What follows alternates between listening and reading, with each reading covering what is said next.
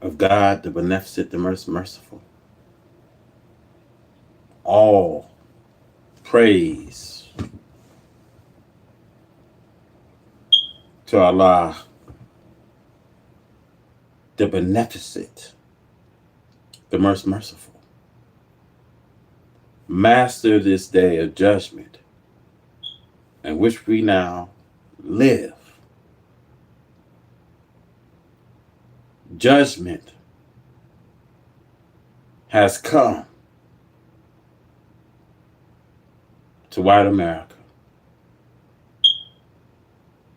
And see, brothers and sisters, we are all tired of this game playing. America will just have to do justice by us, or just let us free. I said, America, she's in trouble. And I said, God is going to right this nation from the face of this earth. Now, listen, because I'm not crazy and I'm not drunk. But brothers and sisters, now how long do you think that America that can just do evil and not face the judgment and wrath of God? You see, they asked me this morning about the president, morality. Well, how you feel about this president that's moral?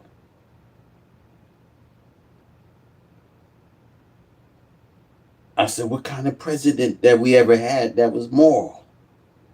From the assassination of William McKinley and the assassination of John F. Kennedy, from the assassination of Abraham Lincoln,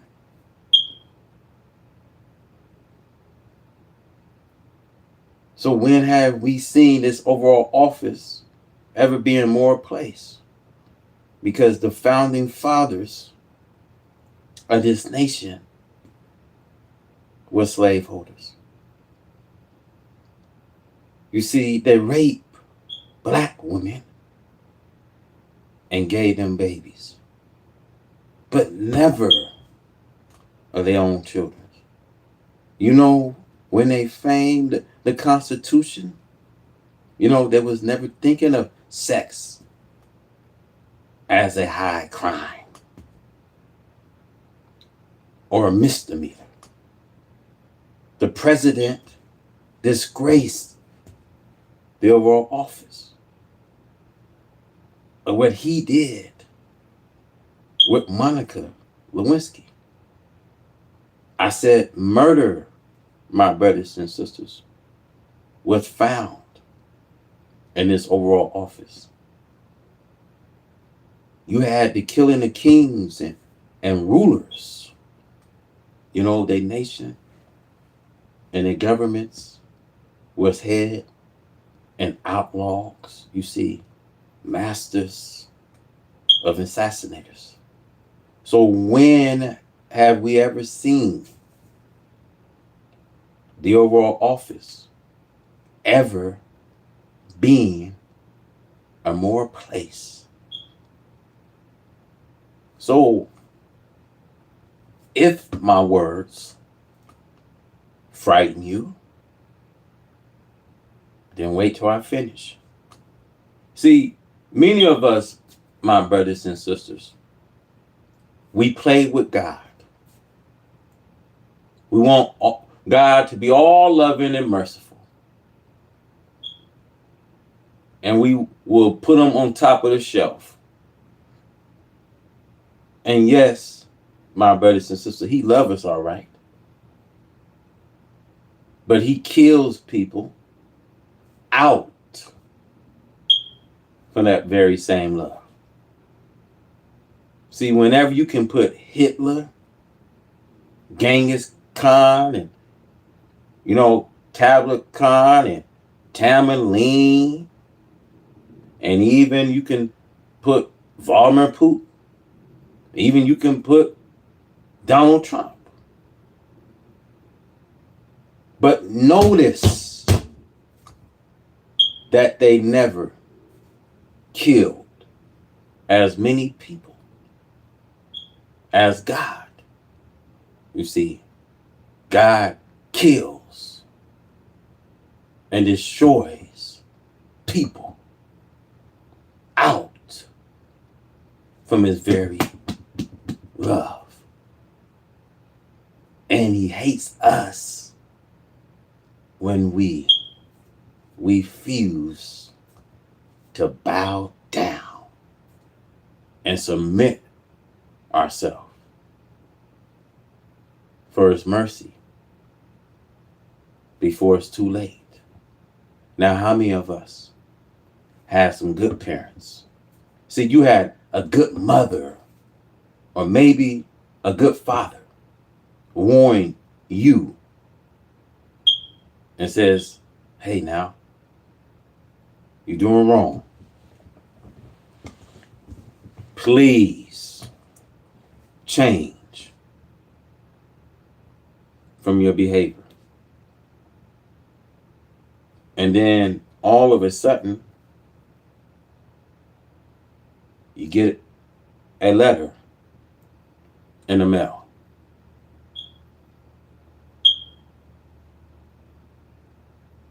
And that the letter in the mail that you found out, he was dead. So at least you can say, I've done all that I can. And see, when the young brother sing you a very sad song, because he done all that he can to warn you that death has now entered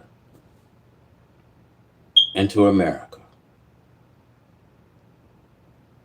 One disaster. Oh, my brothers and sisters, get a grip. What do you think this rain is? See, what do you think these winds is? See, what do you think the unusual rain and the unusual snow, the violent winds, the pestilence? You see, famine is on its way. And famine is here. And Mickey D's won't be able to give your children a happy meal. And the Bible says you will look at your own fat children. Very strange. You see, America, she's in the grip of divine judgment.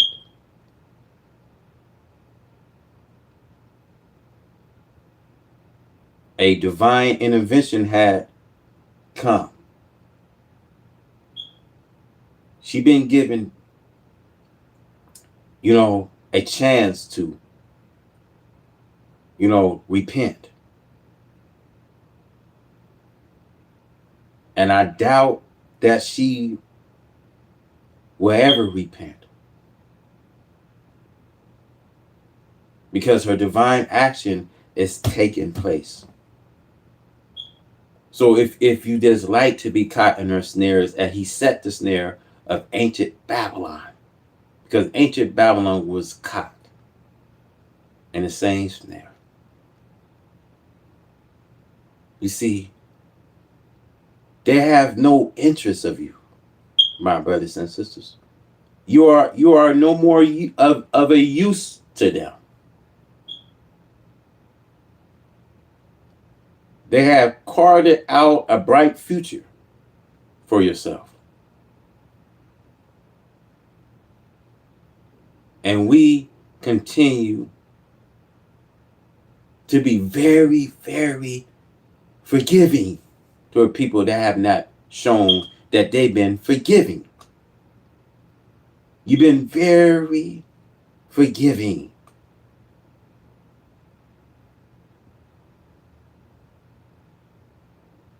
But she have not been forgiving.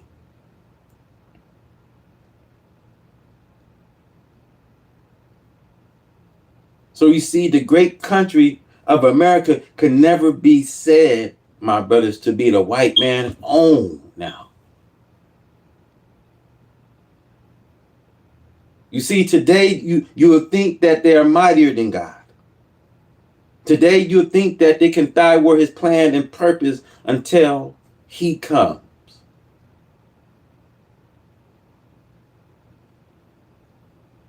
See, never no more will the white man take ownership, because the earth is the Lord and the fullness of it. And if he don't like you living on this earth, then he move you off the earth as he's doing today.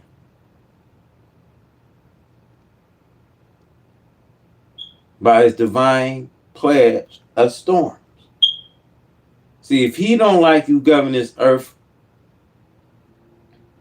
he move you off the earth.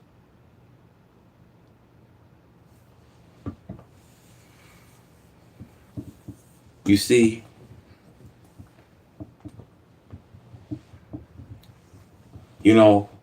they want always to make a humiliation of black people. Well, get out of Section 8.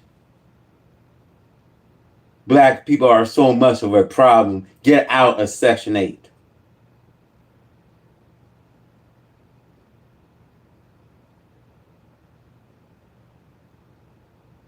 But they don't want to give us what our fathers then did for them. They don't want to give us anything to send us where we can, call land our own.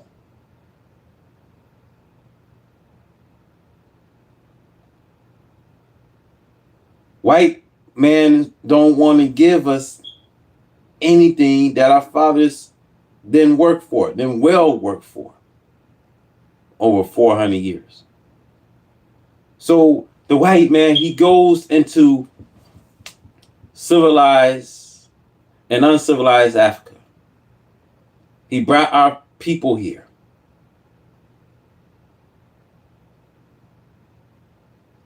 And black people was used for labor purpose. That's all the black man was used for, labor purpose. So when our fathers built America to make it suitable to give the white man the glorious things that man can enjoy, and that was freedom.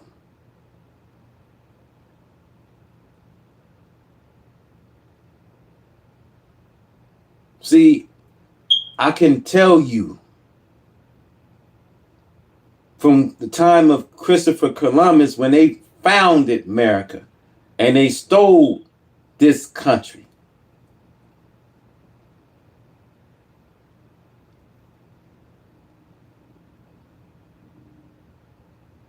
You know, they have no, they just have no room to say anything.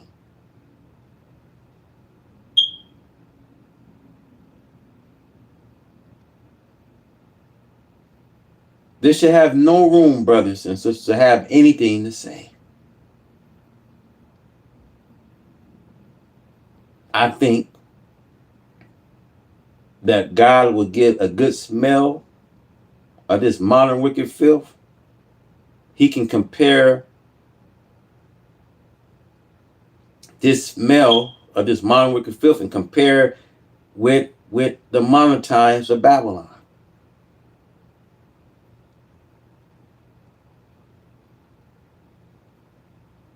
See the God we serve. See, God never seen and never imagined that all up into this time we see history repeat itself. See, they don't want us here, my brothers and sisters. White folks, they ought to be more polite, generous. They don't even want us here. They want you to leave as though this ain't ours. So I'm pleading and urging and pleading with you that this is ours. And that our fathers and fought and died.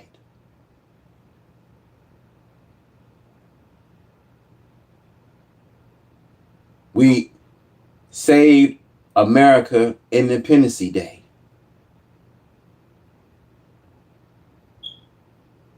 Our people did everything to this day to save America, the country that was never theirs.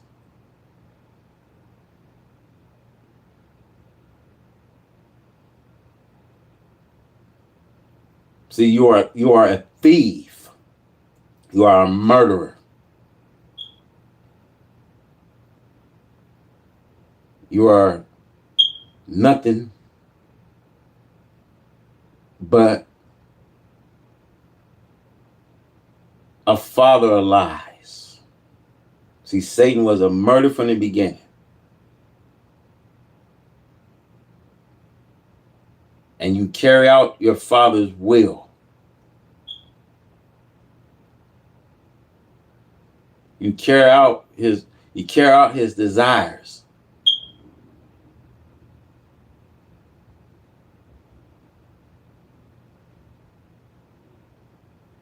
America, brothers and sisters, could never have a future for you when she don't have a future for herself.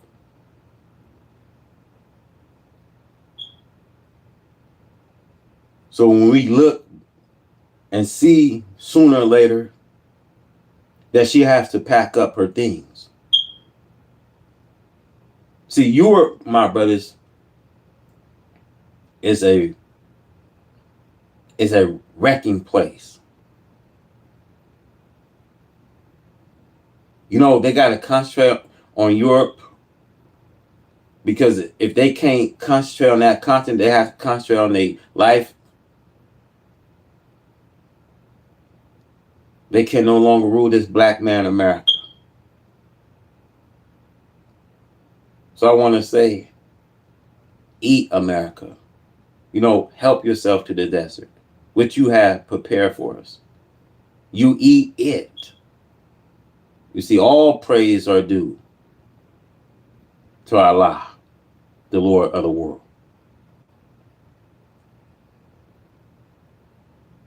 See, America is to send you hard tasks.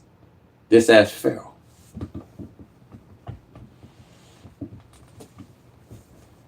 You know, Pharaoh was a hard taskmaster.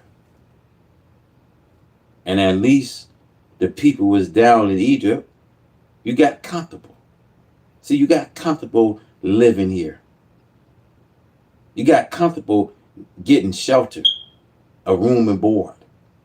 So when the people seen that Pharaoh being a hard taskmaster, see when they was crying to this to get released from Egypt, begging and crying, and at least they got too comfortable eating at least the garlic, the fish, the onions, those things that was tasty onto them. So God is like, I'm trying to get you, you know what I mean, on track to those things that you was hooked on. And see, we seen when God came by pillar cloud, pure fire, it was the Spirit of God to direct them. However, we seen they end up to some places that they didn't like. So they, you know, you seen they started mumbling, complaining, you know, and they started turning back to Egypt. I wonder why God didn't leave us here. And see, you complain, you know, if I talk like this. White people will complain because we have not given nothing to get us out of the condition that we in. We always been in poverty. See, white folks been bailed out even when FEMA hit. Even when they see white people never knew what poverty was like. They never got to see what poverty was like till they feeling it now. They are feeling the domino effect. They argue with us and says, well, get out of Section 8, but you know, they don't want to hand us anything. They don't want to give us our restitution so that way we can be on our way. They want to hold tab. They want to hold us. And then you get white people complain. Now they complain when they feeling this domino effect. They complaining because they never had anything happen to them. Now you feeling the domino effect. Now these people over there in the South, right?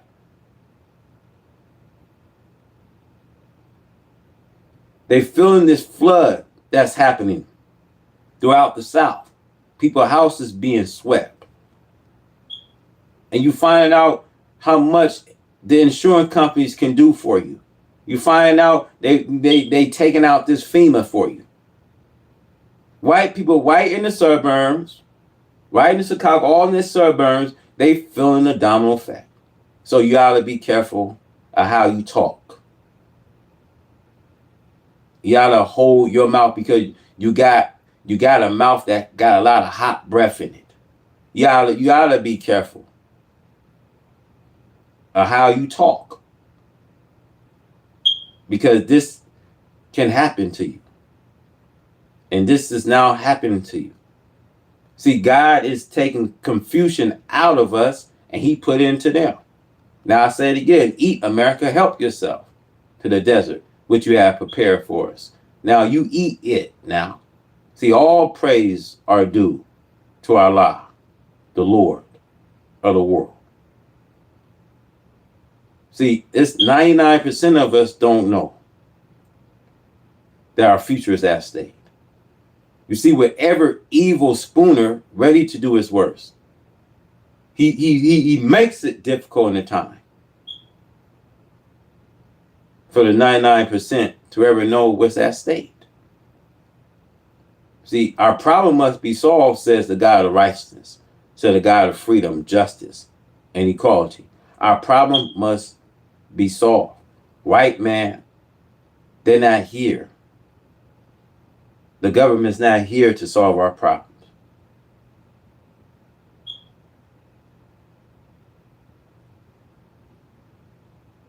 See, all day long we done stuck our, you know what I mean, our hands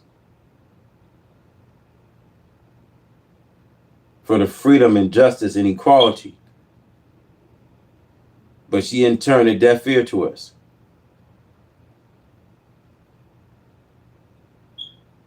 See, America never cares about the so-called Negro.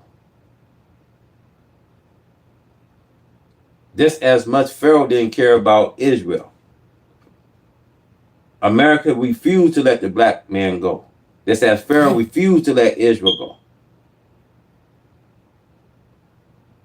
So these people see every pledge. That's when we know that we are free from white America. Now let's go.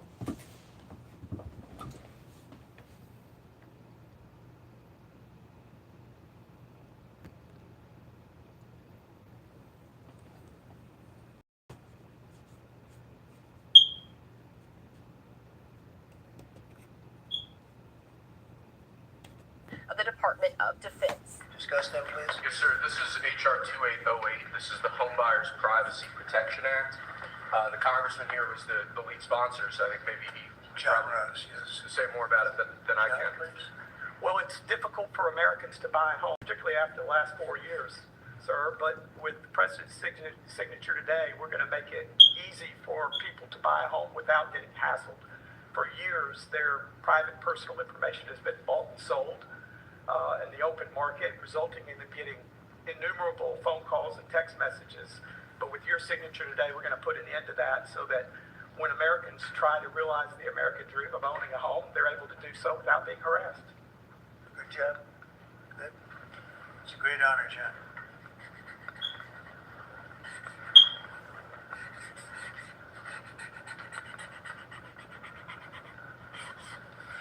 Okay. There it is. And that's going to help a lot of the homeowners of our great country. I wish I loved my smile. I wish I could get implants. I wish money was. John, want to hold it? Sure. See, Satan, they don't have. This is a temporary home that she have for you. She can't give you a permanent future. She don't have a permanent home for us because she's on her way out, and this will mean bloodshed. God is telling us to hold on to what we have because God is saying, "Never will I leave you." See, this is why we got to be content and what we have, because God's saying, "Never will I leave you, never will I forsake you." See, if God is here today, tomorrow, and throughout eternity, see, if God is for us, who could be against us? Who can actually separate us from the love of God?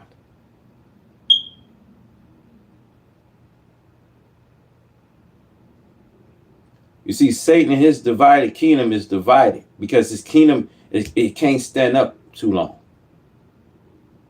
Satan in his time on this earth is up. When the house is divided, that house cannot stand. When Satan and his kingdom is divided, it cannot stand because his time has approached. Let's go. Thank you, John, very much. Thank you very much. Thank you very much. Okay, Will, you go ahead. I have to review this gift from a constituent back in Tennessee. Oh, I could use that at night.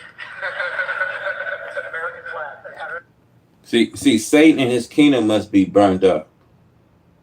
And see, when all of us made an agreement to death, all of us made agreement to hell. You gotta understand, my brothers and sisters. You as a black people, they have no interest.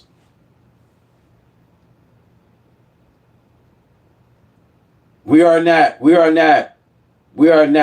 no use to them.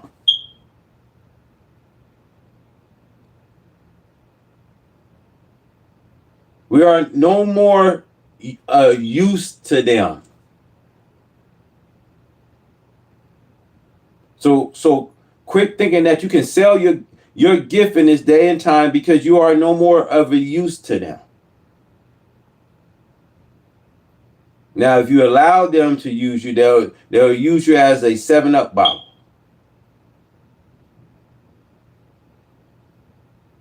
Just think for a second. Just think. Let's use our discernment. The hip hop culture is being used to Satan's gender.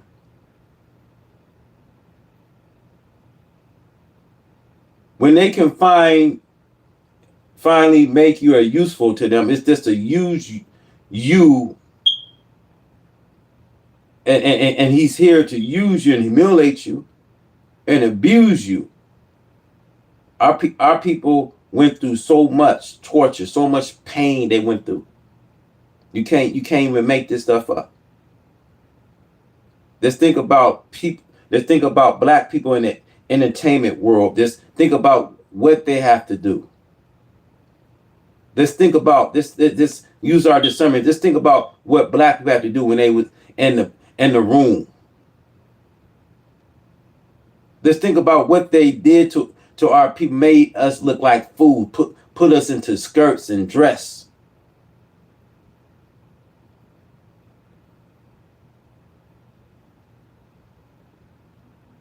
He and fastened into all of his filth. Just think about what people have to do to get them where they at today. Just think about, you know, you have these people that's up for the Grammys and all. Just think about they have to go in the back and, you know what I mean? And some of these people, manhood been taken. Let's be smart and use our discernment. Let's think about what our people have to do to get where they're at today.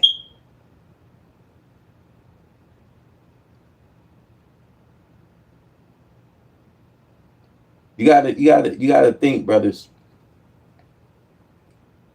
You no more used to them. Now, if you go back, yes, he's going to continue to put the chain right back on you. He set brothers against brothers for their joy, and then he killed both of them, or he allowed them both to get killed. There's more black people going to jail now. There's more black people dying. There's a lot of black people. Look, listen, there's a lot of black people in the entertainment is going to jail. Nothing good comes in the black culture.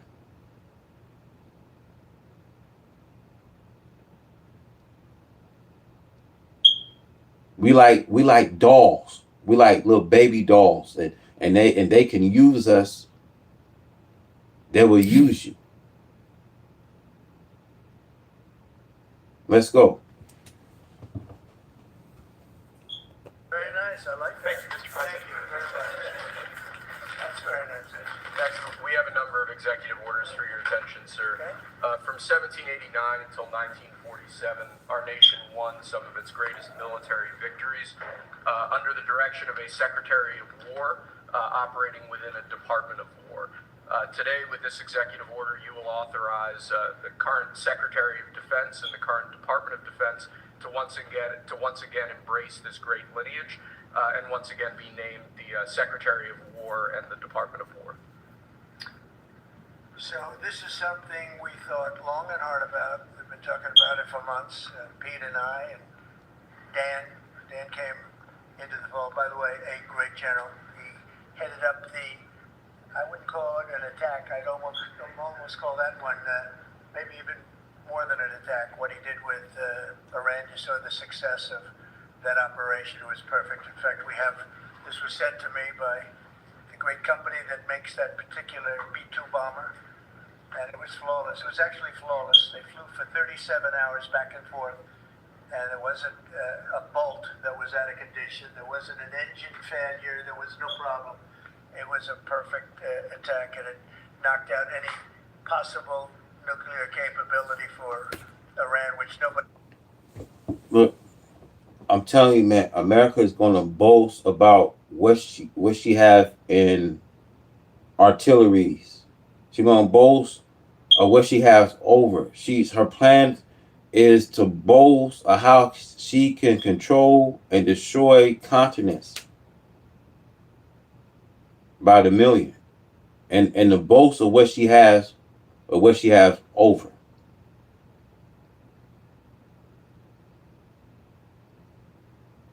You see, when Trump, when he thought he was gonna go to the Middle East, when he went into Gaza and tried to make Gaza defenseless by running a mobilization over in Gaza to have them render over their nukes in a time where they warn with Israel, so that way they can be defenseless. See, America no longer have friends. Hell, she no longer have any allies. Look at Tehran. Look at Tehran, excuse me. Tehran, you know, America could have had built Tehran up. Now, at some point, pressure can already be applied on Tehran if China wants to decide to go invade Tehran, if they want to decide. Because America, she don't support our allies. When we 2 years behind on a war, we can't fight anyone right now. We don't have enough. So, and see, the sad thing is, when they want to come ambush us, because of what Trump planning, deploying troops into Chicago and taking back the streets, we are so blindsided that if any one of these foreign countries want to just come and nuke us, and I mean America at some point, you guys, at some point it's finished. Because if they want to invade us at any time, they can. Because it's it's a distraction. So much distraction on our world. America's filled with chaos in the streets. You got the police brutality. You got Trump deploying all over into the blue states and some red states. I mean, this look.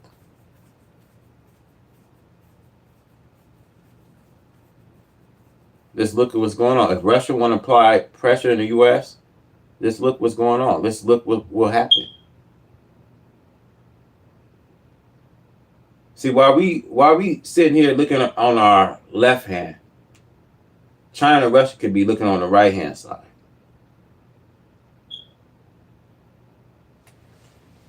What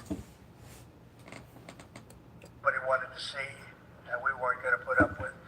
So, great job, Dan. And we've been talking about this Department of War. So we won the First World War, we won the Second World War, we won everything before that and in between, and then we decided to go woke and we changed the name to Department of Defense. So, look, okay, we won the First War, we won the Second, but this is a different war, y'all. This is not the World War I and II. We can't fight. We can ill afford to go to war. See, it's not the World War I and II, y'all. This is a war that at some point she's gonna lose. She's gonna lose this war. She's gonna lose this Cold War. I've been saying between America and Russia is one of the most two powerful war factors. And whenever you see a Cold War between America and Russia, you will see America and Russia at some point will have to fight it out. And that's when America would lose. That's when she lose this war. See, America can't be victorious of the universal war. because of her divine intervention was set to destroy her. She can't win in this war today. Let's go. We're going Department of War, and I'd like to ask our Secretary of War to say a few words. Pete Hegseth, I think it's a much more appropriate name, especially in light of where the world is right now. We have the strongest military in the world. We have the greatest equipment in the world. We have the greatest manufacturers of equipment by far. There's nobody to even compete. And you see what I say? You see how he's boasting? We got the greatest equipment. I told y'all, America will boast 30 times over that she got the best equipment to destroy continents, destroy nations. Still boast that she'll have some left over. Now, I'm saying this. America is finished. The people are leaving America.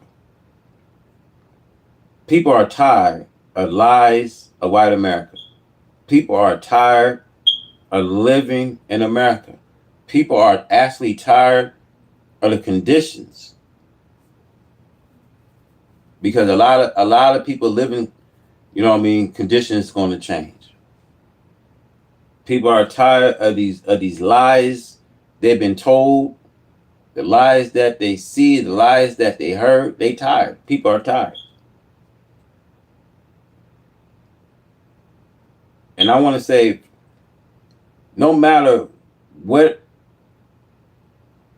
dominant party we have, Republicans, Democrats, we don't have nothing that will help. Now, a lot of people says, if Kamala Harris was to win the vote, America would still be no more. America have abandoned, us. We, the people of America, never had a future.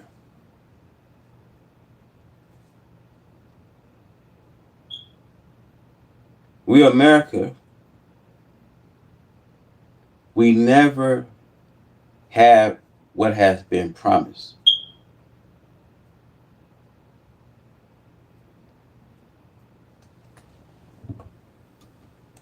see that with this and so many other things. The Patriots are the best. Every element of the military, we make the best by far. So, Peter, I'd like to ask you and maybe Dan Raisingame to say a few words, please. Mr. President, thank you.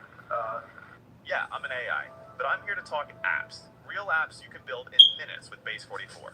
This finance app solves your business headaches, tracking invoices, managing clients, keeping payments in check, all in one place. Go to Base 44 and write your prompt, what your app should do, how it should look, and the problems it should solve. Base starts generating your app right in front of you. Invoice list, client profiles, payment tracking. It's like watching a team of developers, designers, and a business coach bring your idea to life. Now let's make it even better by adding features that fit exactly how you work. I'll add scan receipts, digitize them, and add to expenses. Now I can snap a photo and it's logged instantly. No more manual expense entry. Finally, let's add an expenses prediction dashboard that forecasts monthly and yearly costs. Now you've got an app tailored to your business needs, built around the way you work. After winning a war for independence in 1789, George Washington established the War Department, and Henry Knox was his first Secretary of War. And this country... See, when George Washington was running, George Washington was highly a fugitive.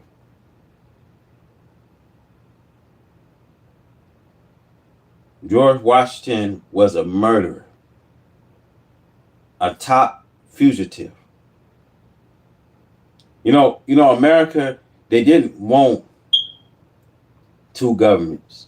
They didn't want two presidents. They want one government, one president for all. America is this no more than a corporation that have to follow these executive orders. So when you hear people say, well, this is not Trump's fault, but I'm saying from all the presidency, all the presidents we had, they all had to follow a certain gender. You see, when John F. Kennedy was a Republican, when he spoke out for the so-called Negro, that's because he had a heart for everyone. That's because he had a heart not just for everyone, but he had a heart for a change. And people would kill you or assassinate you if you speak in a favorable for one minority group, and he believed what what he was preaching. He believed in change, and that kind of man that I love, that I take my hat off to, because this man was about business. He was about a complete change. So once you understand about all America is these politics and the division, when you really understand that all America is a corporate. That's it, y'all. It's a corporation where they follow order.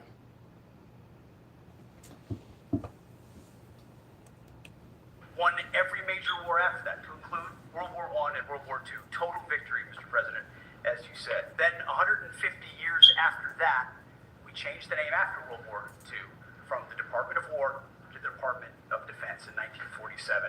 And as you pointed out, Mr. President, we haven't won a major war since, and that's not to disparage our warfighters, whether it's the Korean War, the Vietnam War, or our generation of Iraq and Afghanistan. That's to recognize. You see what he's saying. We haven't won a war since. When he brought up the Afghanistan, mind you, Joe Biden had a big struggle with the Afghanistan war,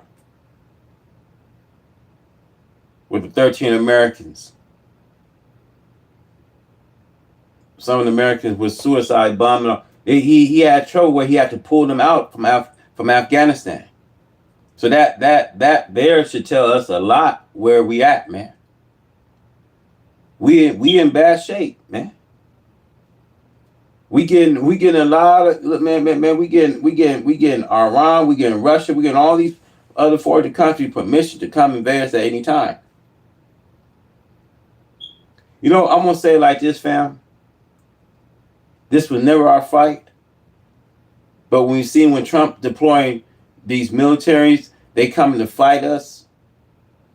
But this was never our fight. See, they hold out this concern and tell you about how Iran was going to come to invade the U.S. and all this. But this was never our fight, fam. They want us to fight with them so they can get this fight started. Because this was never our fight. You think we wrestle with flesh and blood? Nah, we wrestle with the principality of this world, of this evil force of this world. But you seeing the American people, we are fighting one another. We are killing each other. Just like the Ukrainian woman, that bus killing, when the man ambushed that girl in the bus, man.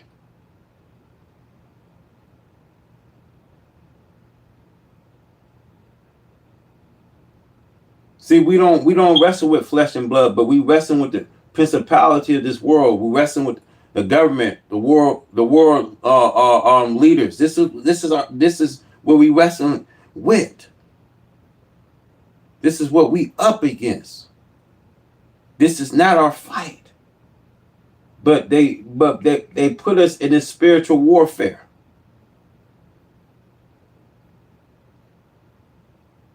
This is why we have to be content in what we do. Because God is saying, never will I leave you, never will I forsake you. If God is for us, who could be against us? who can actually separate us from the love of God if God is with us? Let's go. That this name change is not just about renaming, it's about restoring. Words matter. It's restoring, as you've guided us to, Mr. President, restoring the warrior ethos, restoring victory and clarity as an end state, restoring intentionality to the use of force. So, at your direction, Mr. President, the War Department is going to fight decisively, not endless conflicts. It's going to fight to win, not. And I agree with you 100%, brother. Section 8 is our fight soon. I agree because, you know, a lot of people are going to feel the domino effect when it happens. But I never was on Section 8, so I don't know how Section 8 feel for a lot of million Americans when they lose their Section 8. You know what I mean? When a lot of people live in situation will change, you know.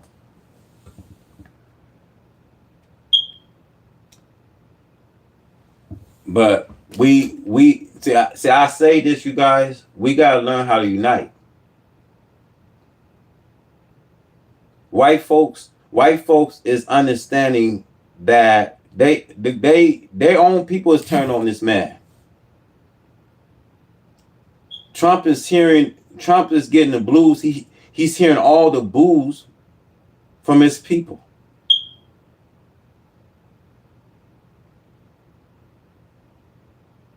He's getting the chant from all of his people, man. He's getting this chant. Because now the people is tired. But we're gonna have to learn as a people, we're gonna have to learn how to conduct ourselves in these times, because once the bear wants you to poke at him, yeah, Trump wants chaos. He wants you to act out in the streets. But this is not our fight. See why are we wrestling with flesh and blood?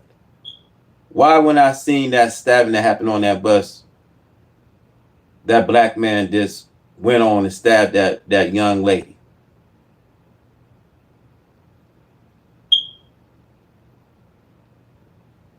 See, this is not our fight. I'm telling you, the devil only here to carve you out from a future. He's here to bring you hard tasks. And if you allow him to bring you this hard task, then we're not going to make it. A lot of people, it's going to draw them into insanity. People ain't going to be able to think for themselves. People are going to see God is trying to move the confusion out of us and put it into them.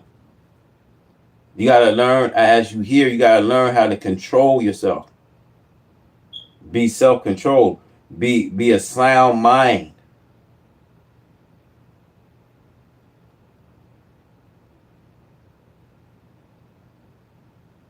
That's the reason why you got to be content of what you have.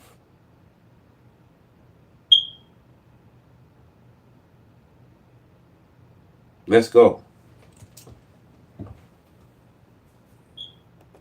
Not to lose. We're going to go on offense, not just on defense. Maximum lethality, not tepid legality. Violent effect, not politically correct. We're going to raise up warriors, not just defenders. So this War Department, Mr. President, just like America, is back. Thank you. I'm gonna say it like this. Yeah, I'm sorry. Okay, that was a young white woman got stabbed. I don't like seeing that. I don't condone violence, man. When I see black on black killing in Chicago, why Trump had to deploy, heavy, military into Chicago, and you had the mayor said is trying to tell Trump, we got this. But there's killings going on. There's killing sprees going on all through America. We are totally distracted. We are totally distracted. If these other foreign countries want to come to invade us, they can. Because we are totally distracted.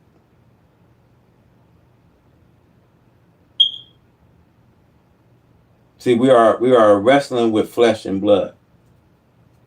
We are killing each other.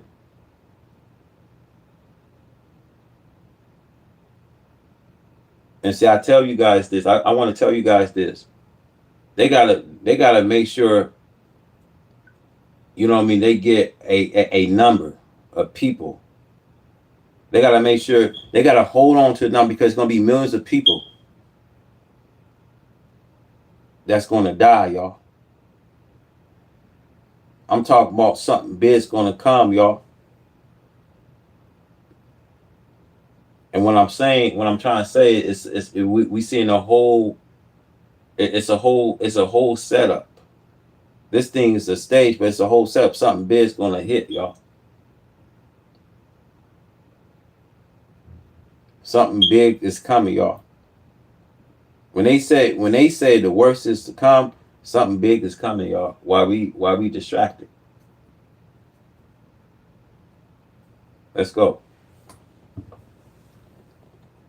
Thank you for your leadership and your clarity. We're going to set the tone for this country. America first, peace through strength, brought to you by the War Department. We're back. Thank you very much. Very well stated. It really has to do with winning. We should have won every war. We could have won every war, but we really chose to be very politically correct or wokey, and we just fight forever. And then we, win.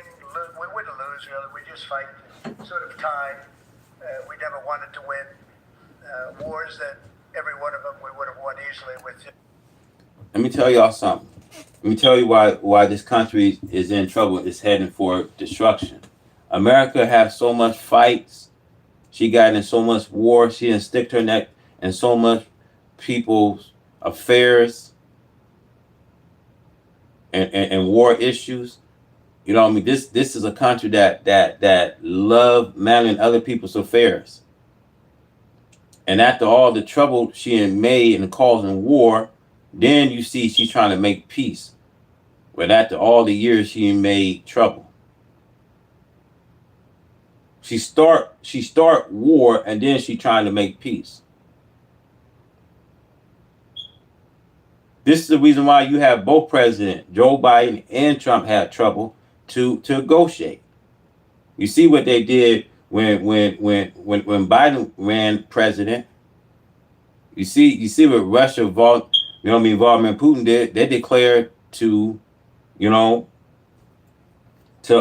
invade their next door neighbor. These foreign leaders, they looked at both these presidents as a joke, man. As a joke.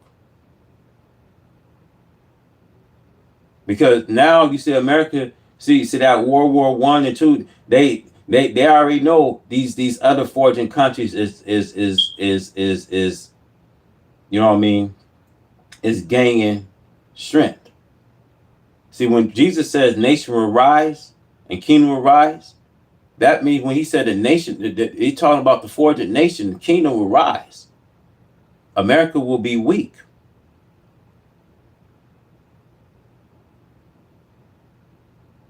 And why have America become weak? Because God, remember, remember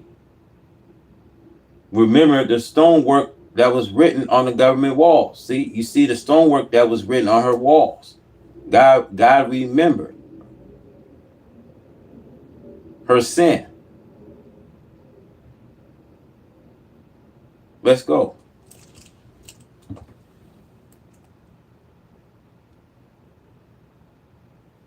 Just a couple of little changes or a couple of little edicts. I was told that ISIS would take 5 years to win, and Dan Kane, when I told him how long would it take, he said, I think about 4 weeks, sir.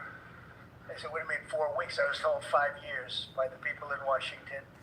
You know who they were? 5 years. I said, you can't do it in 4 weeks. I actually flew to Iraq to meet with him, and I met him at a big air base. And remember that famous day, right? It turned out to be a famous day for our country because you're now the head of the Joint Chiefs of Staff, which is the biggest deal.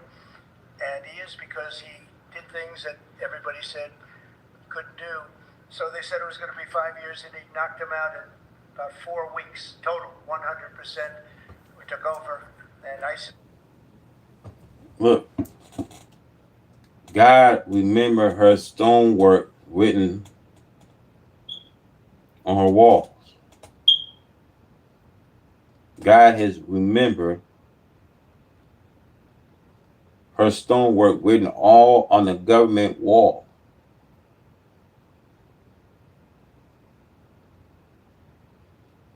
See, God's not coming to lay down no instructions. See, when the Lord comes, he's coming with thousands amongst thousands of his angels.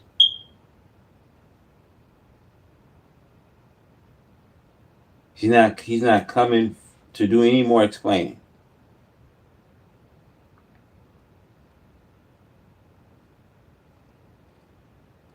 He's not coming to do any more talking. This is the reason why he has messengers. This is the reason why he has people like us to lay down his message,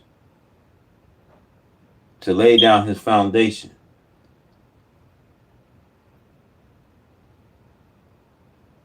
This is why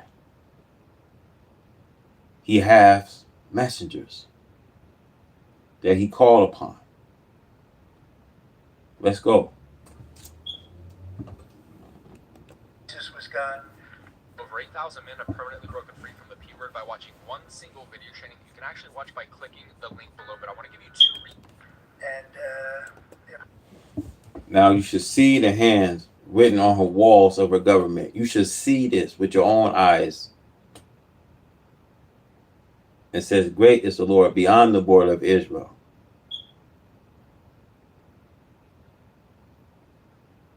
See, it is you, America, who God is after.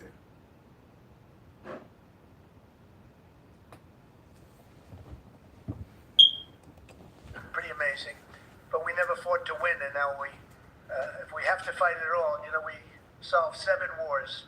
We have the one that I thought was going to be probably one of the easier ones, and that's with President Putin and Ukraine.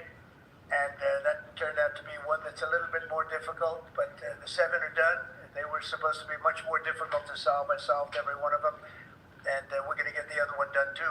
But it turned out to be a little bit more difficult than I thought. And get done or they'll be held to pay. But because they're losing 6 to 7, it used to be 5. I used to tell you 5. Now it's almost 7. I guess 7,000 people last week. 7,813 people, young soldiers died. Russian and Ukrainian, not American soldiers. But it's a shame. It's just, they're human lives, and I want to see it stop. But General Kane's done a fantastic job. And again, defeated ISIS, which they said would take a long time. And it didn't take a long time at all. It did other things that people said really couldn't happen. We have the greatest equipment in the world. We have the greatest soldiers in the world. Dan, say a few words, please. Yes, sir. Thank you, Mr. President. It's a true honor for me today to represent the incredible men and women of America's joint force. Today and every day, the 2.8 million service men and women stand ready to fulfill our sacred duty to protect America at home and abroad. As the President said, America's military is the single most powerful fighting force in the world. The mission you and the Secretary have given us is clear and unambiguous to deliver peace through overwhelming strength. And I remind everyone that the U.S. military can reach any adversary at the time and place of our choosing. Service to this nation is an incredible gift, and we're grateful and honored every day to do so. Thank you, Mr. President. Well, thank you, and it's an honor to sign this. And we will do that right now.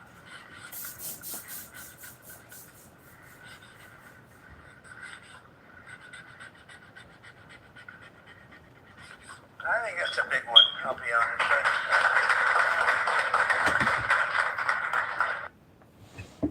Now, I'm going to say it like this. Let's think after 8,000 years, our people being here. Let's think about how much we put up. Letting y'all, rule. Because God gave you a crack at and tried you at ruling. Just think about all this time. See, white folks don't want black people to rule. If you was to, you know what I mean, take a shoe and reverse it. Let's think. White folks will be careful how to talk to you, how to approach you. Because if the shoe was on the other feet and black people was in control and was in power, white people will be careful of how they will talk to you and how they will try you.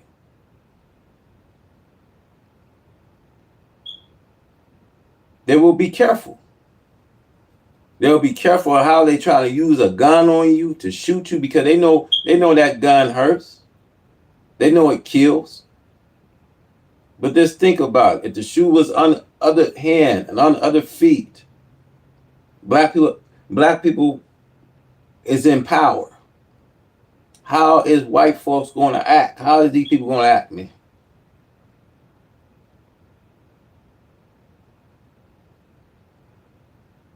If the table was turned, how are these people going to really act, man?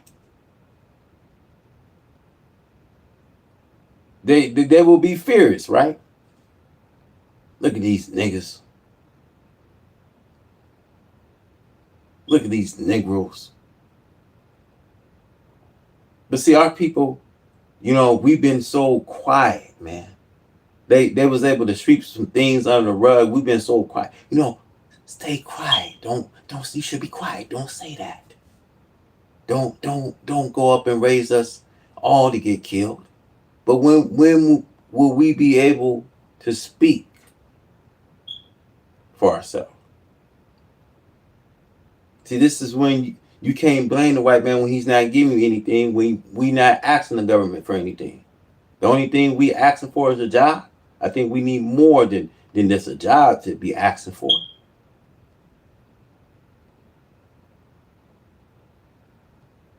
That's the only thing we good for, is to hold a job. And we paid out on minimum wage, and now they want to look at black people on unemployment. They plan to target us in any style and fashion. They ready to, profile us. Let's go.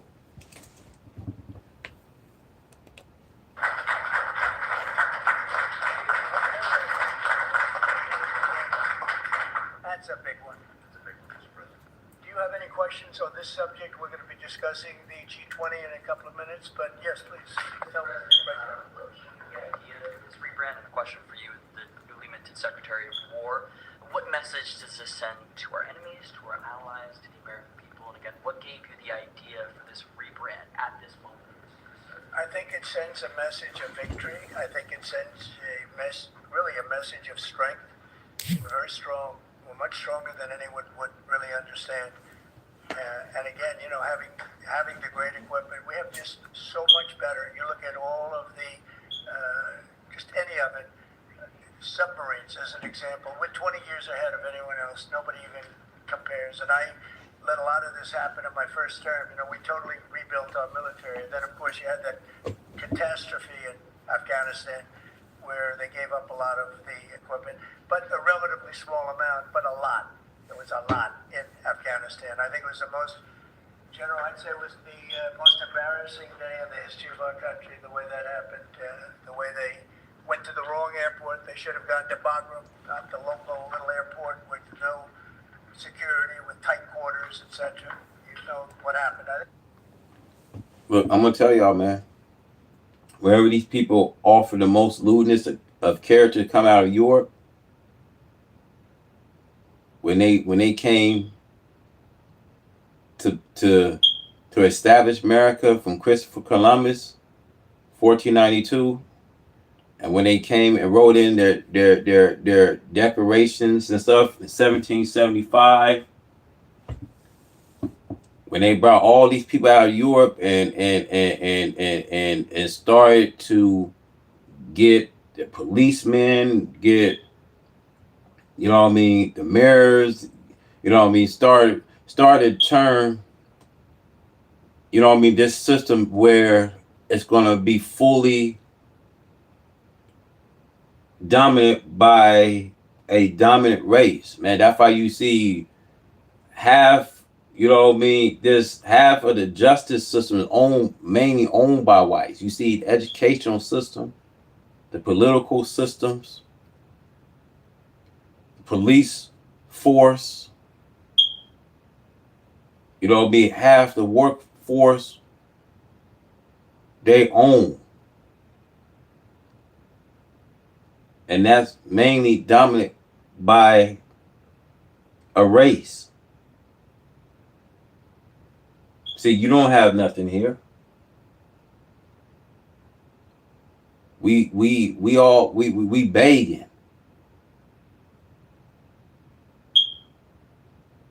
See, we had a competition with a dominant race, man, that been dominant for a long time.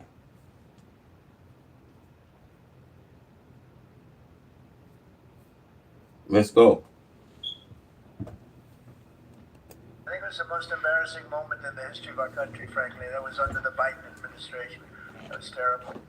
And we were going to be leaving, but we were leaving with strength and dignity. We were going to keep Bagram because Bagram is 1 hour away from where China makes its nuclear weapons. We're going to have that all to ourselves, a big, beautiful place built many years ago for money that today would be the equivalent of, many billions of dollars. You couldn't build it.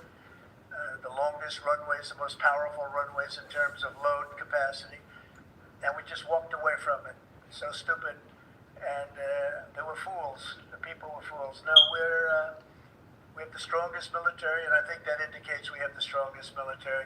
And we had it, and we won World War I, we won World War II, we won everything before, and as I said, we won everything in between. And we were very strong, but we never. America, she's not winning no more war. Because I can tell you, because of her divine intervention was set to destroy her. She's not winning no more wars.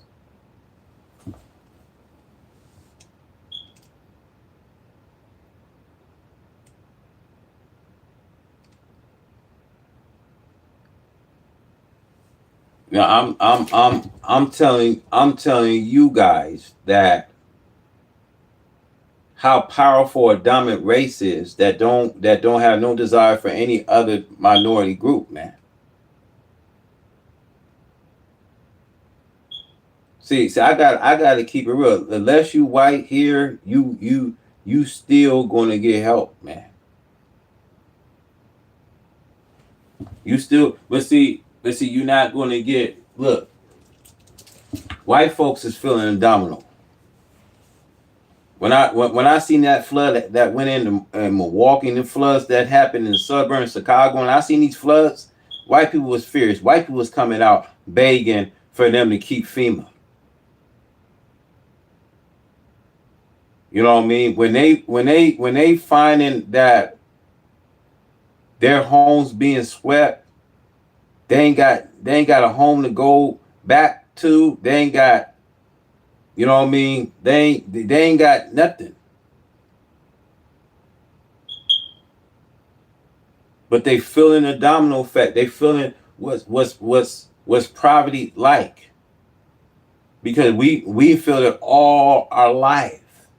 See, when nothing been handed to us, when we sitting here waiting on restitution, ain't nothing been handed to us, man. Ain't nothing been handed to us like how things will be handed to them. Hell, when these people lost their homes, they still got 15,000, 20,000 by insurance company. Just think if that was black people losing their homes, and you come into a community mainly is a black community. Just think, man. Just think, them insurance companies they're not gonna cut no check to no black American people. See, white folks still being helped today, but they're not. They not a people that's satisfied with things that's happening to them. When things hitting the fan, they're not satisfied. They're out enraged. They're out. They're furious. They mad. They think like I didn't watch so much YouTube of people videos. They furious at black people because they feel that, you know what I mean. Although we get a lot of black YouTubers speaking on the judgment of white America, they so fierce. Like we not supposed to speak and dress our opinion. Like we don't have a figure of speech, man. They wanna, you know what I mean, tap where we at all times, man. They want to keep us in tap. Look at this. Just look at this YouTube, man. Look at the 6-year-old, man. They you know they control this the kind of stuff, man. They don't, you know what I mean. They don't want you to be a popular, you know what I mean, spokesman.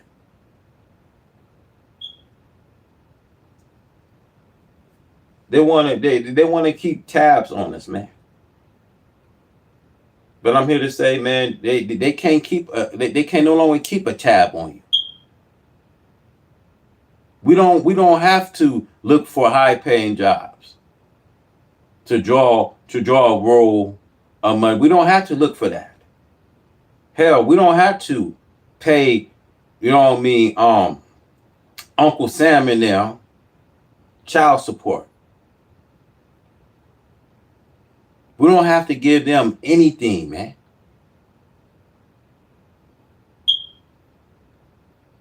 These people came here to be thieves, man.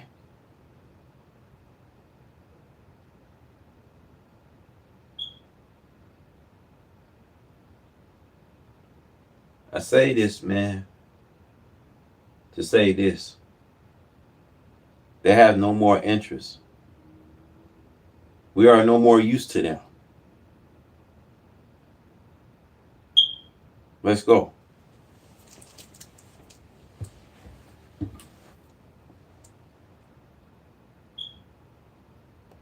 Fought to win. We just didn't fight to win. We didn't lose anything, but we didn't fight to win. We could have won every one of those wars quickly, but they went a route that I think was probably politically correct, but not correct for our nation. So I think the Department of War sends a signal. Yeah, please. So think of it as like a TV ad with a catalog component where I can choose on the Roku app and immediately it's going to send me a text.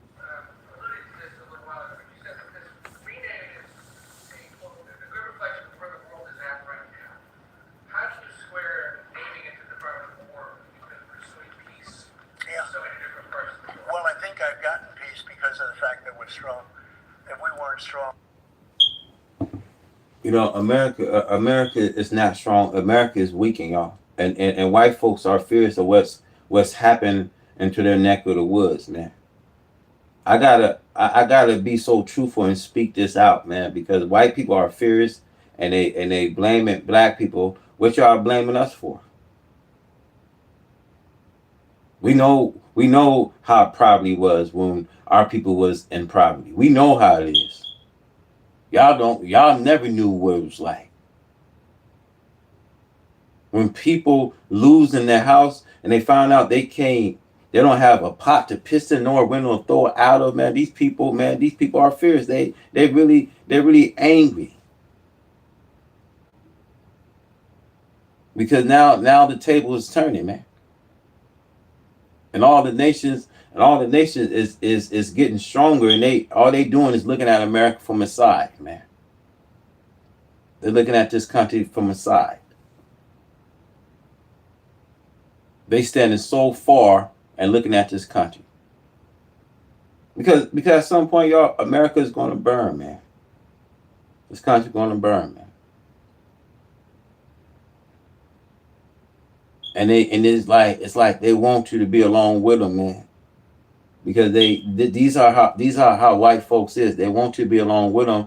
They want you to go right along with them. Like, well, since we're going to get the same treatment, you're going to get the same treatment. Well, not this quite. Because I don't want to be alone with you. I don't want to go. I don't want to go along with you. There's still a lot of good black people will continue, be so forgiving. When these people ain't show you that they've been forgiven to you, but we have half of our brothers and sisters is so forgiving that they haven't shown no forgiveness to you.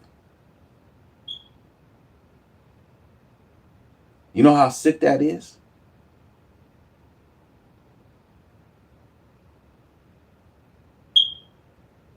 That we don't think nothing of what they did to us. We don't even think that racists don't have no resistance. If this man trying to take away slavery, man, come on, man. I mean, half our people think racism don't even exist. You think racism don't exist, man? Because long as they can sweep things on the rug, and we don't think it don't exist any longer, and we don't pay no attention to it. There's always been a day, a time, a year that it's not going to be forgotten that police kill black people.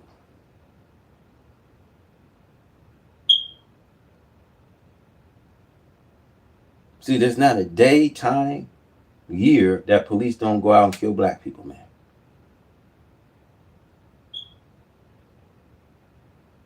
Because you have every day, every minute, every year of a time, police is out patrolling, and black people is the majority of black people get killed by a police officer.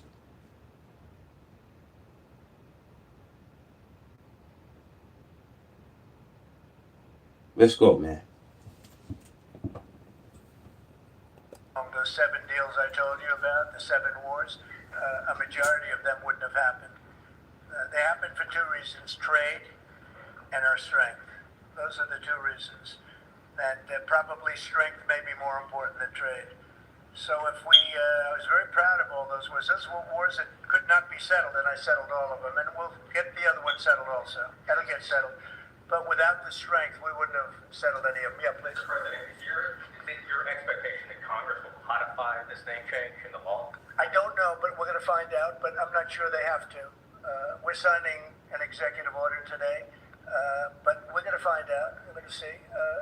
If they do, we're going with it, and we're going with it very strongly.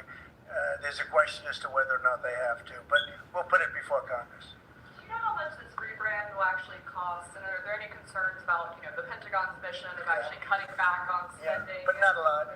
We know how to rebrand without having to go crazy. We don't have to recarve a mountain or anything. We're going to be doing it not in the most expensive. We're going to start changing the stationery as it comes due and lots of things like that. We're not going to be doing things like have been done in the past when they changed the name of forts that shouldn't have been changed. Those names of the forts should not have been changed, at least for the most part. And as you know, many of them have been changed back already. At the request of the communities, every one of those communities said, we want our name back, like Fort Bragg as an example. The people in that community wanted that name back. They refused to call it anything else but Fort Bragg. So we're not going to be spending very much money on that. Yes, sir. When you spoke with the Europeans and Zelensky earlier this week, did you preview this for them, and did you say what security guarantees they might be involved in? This is nothing to do with anybody but the United States of America, the people of America. This is who I talked to about changing an end. It's a very important change because it's an attitude, and we know how to win. We've been winning, and we're going to win like you've never seen. Wait till these factories start to open up that are being built all over the country. You're going to see things happen in this country that nobody expects. We have over $17 trillion. Look, let me tell you, America is not going to win the war with Russia. America's going to lose this war. We are we are in trouble, in big trouble. I just want to be clear to you guys, man. The reason why we are in trouble because these pledge is fueling up, you guys. The Pacific Ocean is now angry and tossing up great waves as never before. See, over at that Catastrophic seduction zone, you seeing a mega crush, which gonna cause, which actually the Catastrophic seduction zone is getting big quakes, meaning that all into Oregon, Washington is feeling an uptick. The San Andreas fault line is feeling an uptick. San Francisco is feeling an uptick.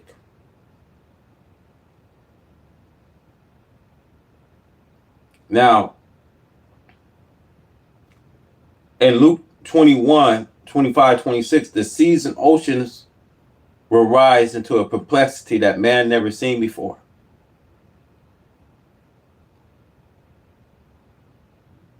And see, you wonder why should these things hit America?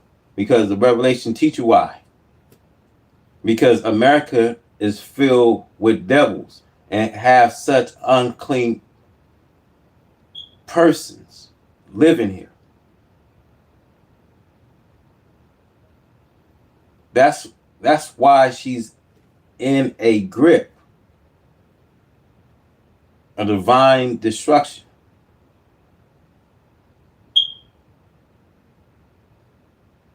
Let's go.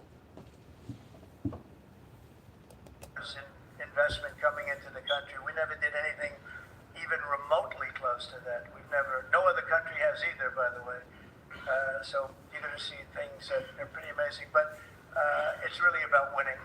And what about the security guarantees aspect of that with Ukraine, sir? Well, we'll work that out. We'll help them. Look, we want to save a lot of lives, so we'll do something with that. I think people expect that. We'll help them.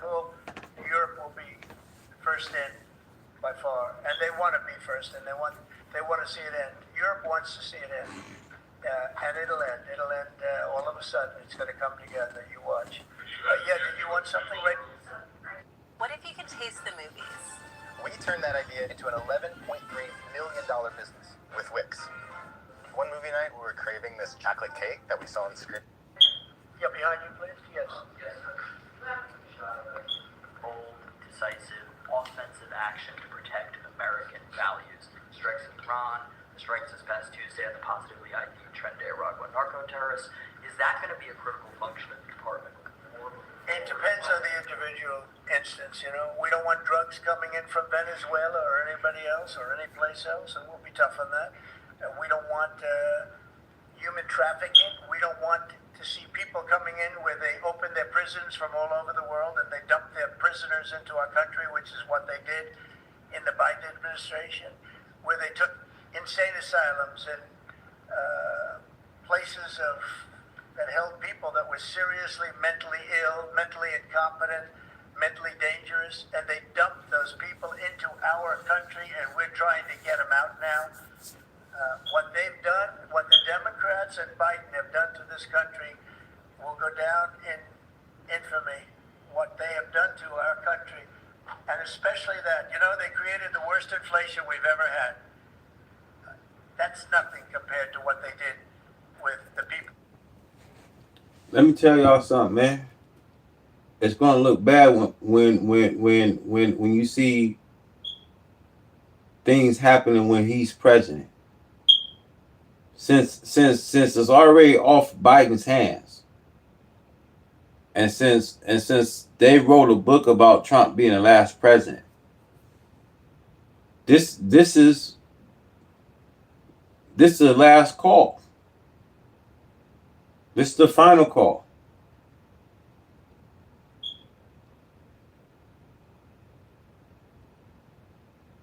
There's no president after this one. Because the reason why I want to say this, because if the trumpet has not been already sound, and if the trumpet have not been open, then why are we seeing the Revelation 16:17 that we already seen the earth is already being split into three parts, and three different parts, three different fragments? Just look at Africa. Look at Nevada. I believe what, Alaska? Continents are already being split into three fragments. You don't think the end is here? They've been saying the worst is yet to come. You don't think God is bringing us home? We don't have to go anywhere. God is working to take this confusion out of us and put it into them.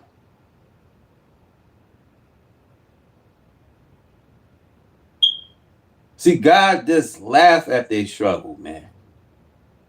God just laugh at their struggle. Because Psalms chapter 2, verse 4 says he will sit in heaven and he shall laugh. He will have you in humiliation. See, I say it again. God is take the confusion out of us and put it into them. Why should you be in confusion? Why should you be confused?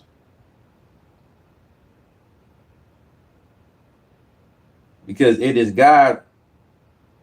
He is after America. We are, as a people, we didn't deserve any of this or what's coming.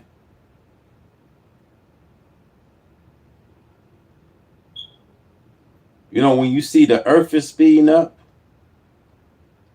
when you start looking around seeing things is speeding up, it's because of what they doing is speeding up the process. We as a people, we not speeding up this process. We don't have no power. We don't have no ownership. We don't have no dictation.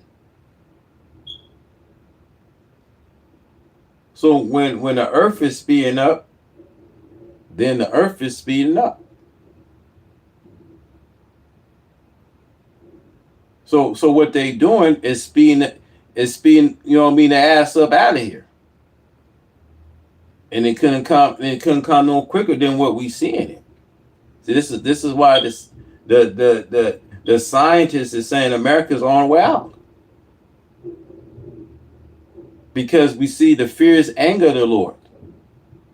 And we already see how fierce white folks is.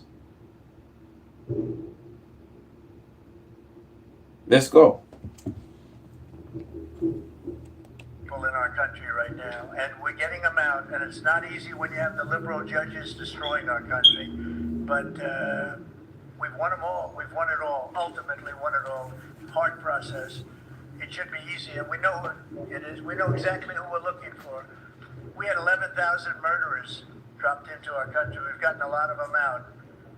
Or in some cases, they're so dangerous, we're afraid to get them out because they'd come back in.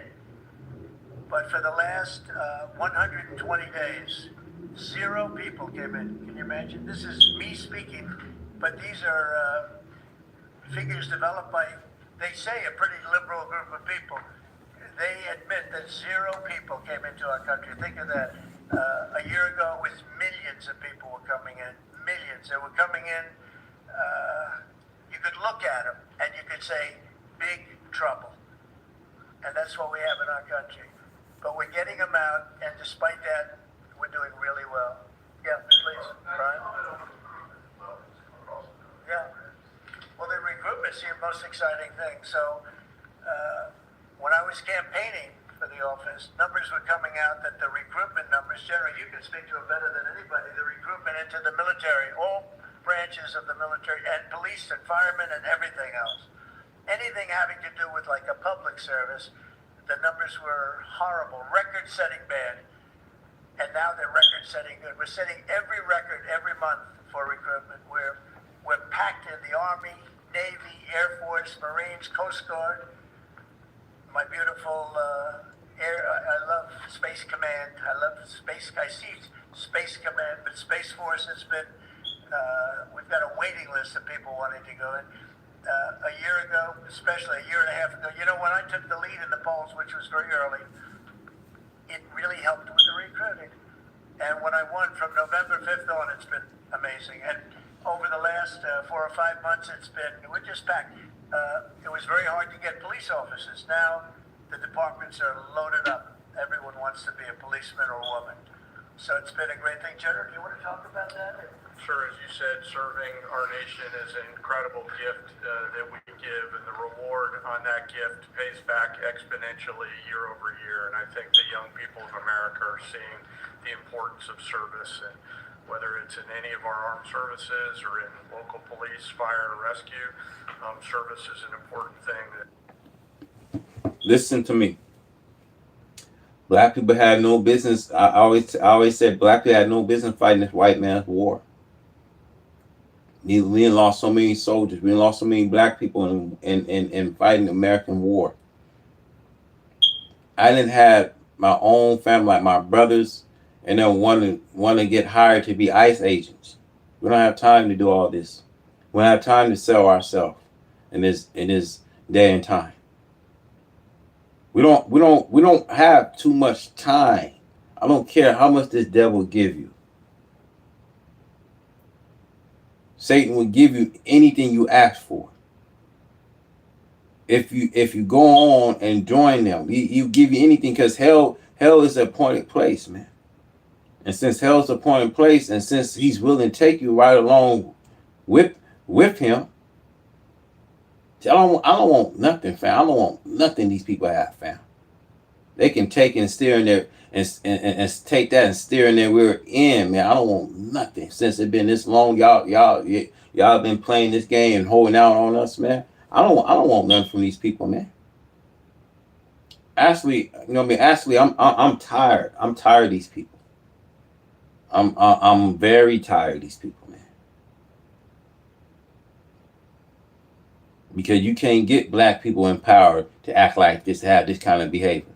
How you expect how these people will act now? If it was their people to get treated the way that a black American get treated, man, how would they act? How would they respond if they would think that living through poverty, living through Section 8 and poverty, how would they act? I think they will complain. I think there will be more complaining. So they ought to be ashamed to even say about your status, about how black people on Section 8 and complain crime. But just think, if the shoe was on other feet, these people are going to do the same thing. How dare these people come at us? Because we never had been equal. It never had been no equality. We never been treated like how these people was treated. White people was treated so, you know what I mean? It's like all predominant white people is treated the way that every other, minority group have not been treated. See, y'all treated in a way where, y'all get support by your people. Yeah, y'all can go into the welfare office and get extra things that we never even probably knew about. Extra, rent vouchers and all this stuff that y'all can get access to. Come on, man. How dare they come at us and tell us, get out of Section 8. Now all this shit been handed to them, man. They've been able to avoid living in the projects. If you really live in the projects, then how you gonna react? If you ever lived in the projects, how dare you come at us? You know what I mean? Talking about our living situations. So this is why I don't feel sorry for them. This is exactly why I don't feel sorry for them. This is why they're getting a domino effect. This is why it's some angry white folks are furious because of what FEMA ain't going out doing, and insurance companies can't cover up their living. You know what I mean? Their living situation. And see, this is why I say, man, nobody gonna feel sorry for y'all, man. And nobody gonna feel sorry for y'all, man.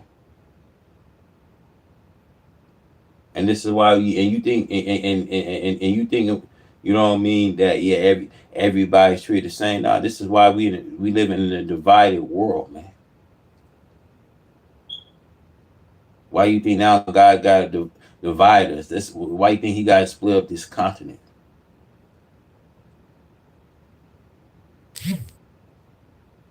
White people is more wicked, and they have so much to say when they supposed to have so little to say. You're so wicked that you have so much to say where you should have very little to say.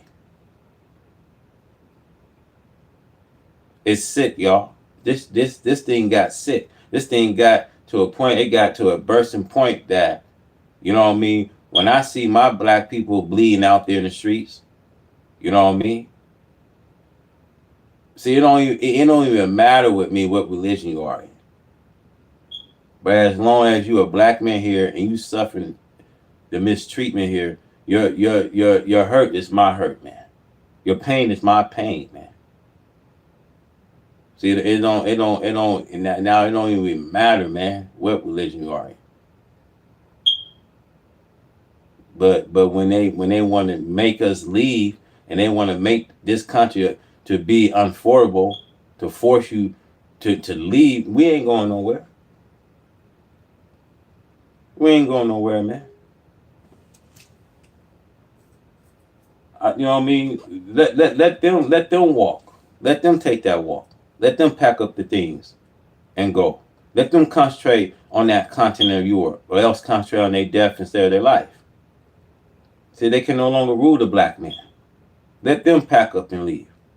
Because I think it's time now. We not going nowhere, man. Our ancestors, our forefathers and fought, died. We got to do the same thing. So they want to throw them, like, go back to Africa, take your asses back to Europe. Concentrate on that continent, or else concentrate on your death instead of your life, man. See, you can no longer tell us what to do.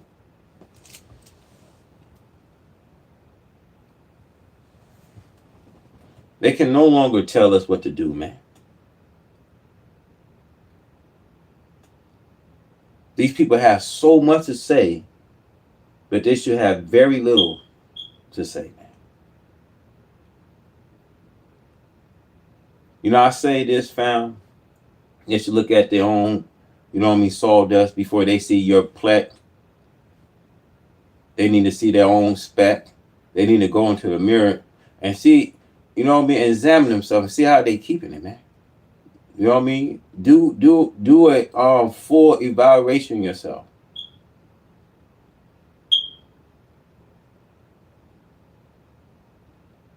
You know what I mean? You know how some people process things different than others, but if you're not keeping it right, just go and do a full reevaluation. Look at yourself in the mirror, see how you keeping it, man. If you're not keeping it right, and you got so much to say, you should be taking out other people, man. And that's what white folks do. They point the finger, man. They've been pointing the finger at us too long, man.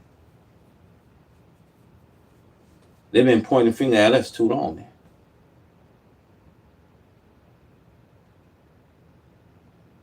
I want to say the first people we've been introduced to is to you guys. See, they won't. See, white America won't let no other nation come to our aid to help us, man.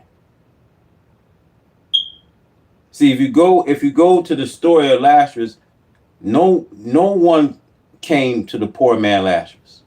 See, no one ate Lazarus. See, I've been begging for years if white America give us $100 billion. She would turn a deaf ear to us, man. See, we didn't help America. See, our father didn't help America. Made a way for them. And these white a-holes, they don't show they don't have no decency, no audacity. They don't have no sympathy. They don't have no interest. Because we are no use to them no more.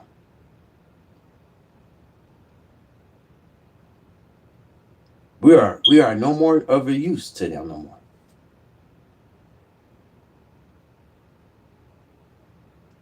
Let's go. I personally encourage, and I know everyone else in government service sees that same reward. And Peter, recruitment? I was down at Fort Benning, the newly properly renamed Fort Benning, yesterday, watching Army basic training, and they're so full they can't barely handle the throughput. It is truly historic across all the services, as you said. It's been a surge into the, I was going to say the Defense Department, but I would say the War Department. And that you might almost call it a vibe shift, an attitude shift, a feeling that the country is back, that service is back. There were military families last year, Mr. President, that said, I don't know if I could recommend, I wrote a book on this, I don't know if I could recommend service to my son or daughter, given what's been done to our military. You heard it over and over and over again. And I hear from those same military families right now, sir, and they're saying, I recommend to my kids that they go into this department, this Pentagon, under this commander-in-chief, who they know you'll have their back, and they want to serve. So it is historic, and it's the biggest reflection of how motivated Americans are by your leadership, sir. You know, really, it's nothing more than spirit, love for the country. I guess the esprit de corps, as they say, you have more of that than we've had maybe ever, frankly. But to see it turn over a period of less than a year, I would say, but to see it turn, nobody wanted to go into the military. Now everybody wants to go into the military. Jennifer, you want to? Yeah, there's some new reporting on North Korea and this Navy SEAL incident in 2019. Can you say if the administration has engaged with North Korea on that incident since it happened recently? Yeah. And then can you share some records? I don't know anything about it. No. I'd have to. I could look, but I know nothing about it. Can you confirm that it happened? I don't know anything about it. I'm hearing it now for the first time. Okay, great. And then on the Hyundai incident in Georgia with the arrest of some workers, construction workers at the plant. I'm going to let you in on a little secret. My husband found this new 87 cents generic Viagra at Friday Plans, and if you've heard anything. But he said he's claiming that he haven't heard anything on North Korea. This is bad because as a political leader, as a president, you got to know what's going on. As a president of the United States, you got to hear every news. You basically got to know what's going on. At some point, North Korea, China, we already outnumbered when it comes to troops, y'all. China got so much military, man, it makes our military look like child's play. You know, they can talk about World War I, II, but they really don't want to be talking about no wars, man. You don't want to be talking about no WWF 3. You don't want to be talking about no World War III, man. I know some of you be hurt, man, if I say this. I'm just going to say it, man. This is a different war. This is just one of those different wars, y'all.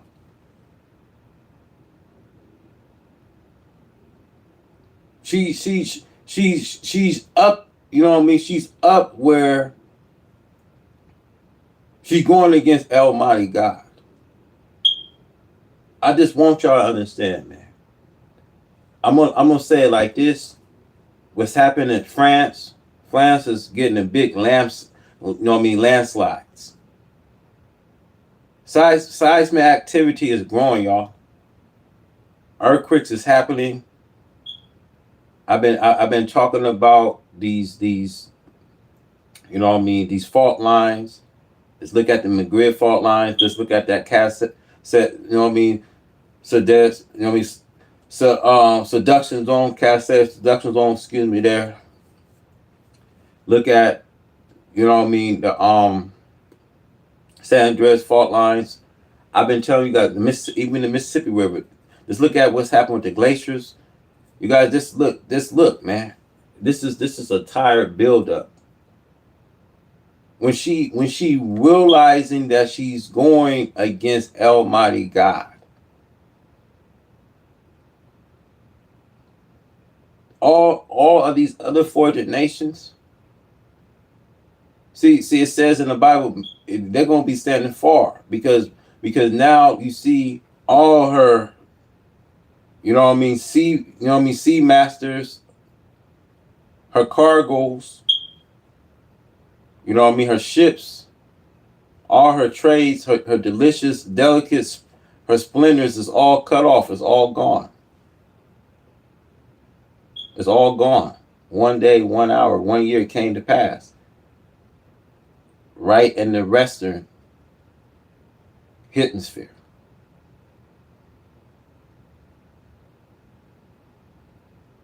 That should tell you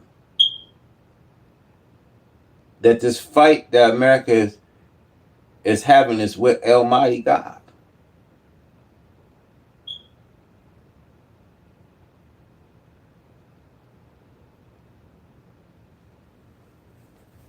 And what you see with the force of nature, he's going to use his force of nature. You see, Job 38, 22, 23, have you enter into the treasures of the snow. See, snow and ice is part of his weapons he used on the wicked. That ice that's melting in Antarctica, them glaciers, that's gonna bring a catastrophic event. It's gonna happen globally. So when you see America surrounded with the judgment, we see when we look at the seesaw lines, look what's going to happen. That when you see too much rain, it's going to flood all into the Carolinas, South Dakota, Montana. The snow will go all into the New England coast. And it's going to bring in great drift that's going to just cover up everything. And eventually the snow is going to melt. So you're going to see at tons, millions of tons of water dropping down to the now seesaw line. And too much rain, brothers and sisters, will destroy towns. Too much rain destroyed pure drinking water. Too much rain destroyed life of the people. See, too much rain causes sickness, disease. Too much rain, you see, will bring reptiles, crocodiles, fighting these people's homes and towns, as you see. See, brothers and sisters, rain is a destructive work itself. Now let's go.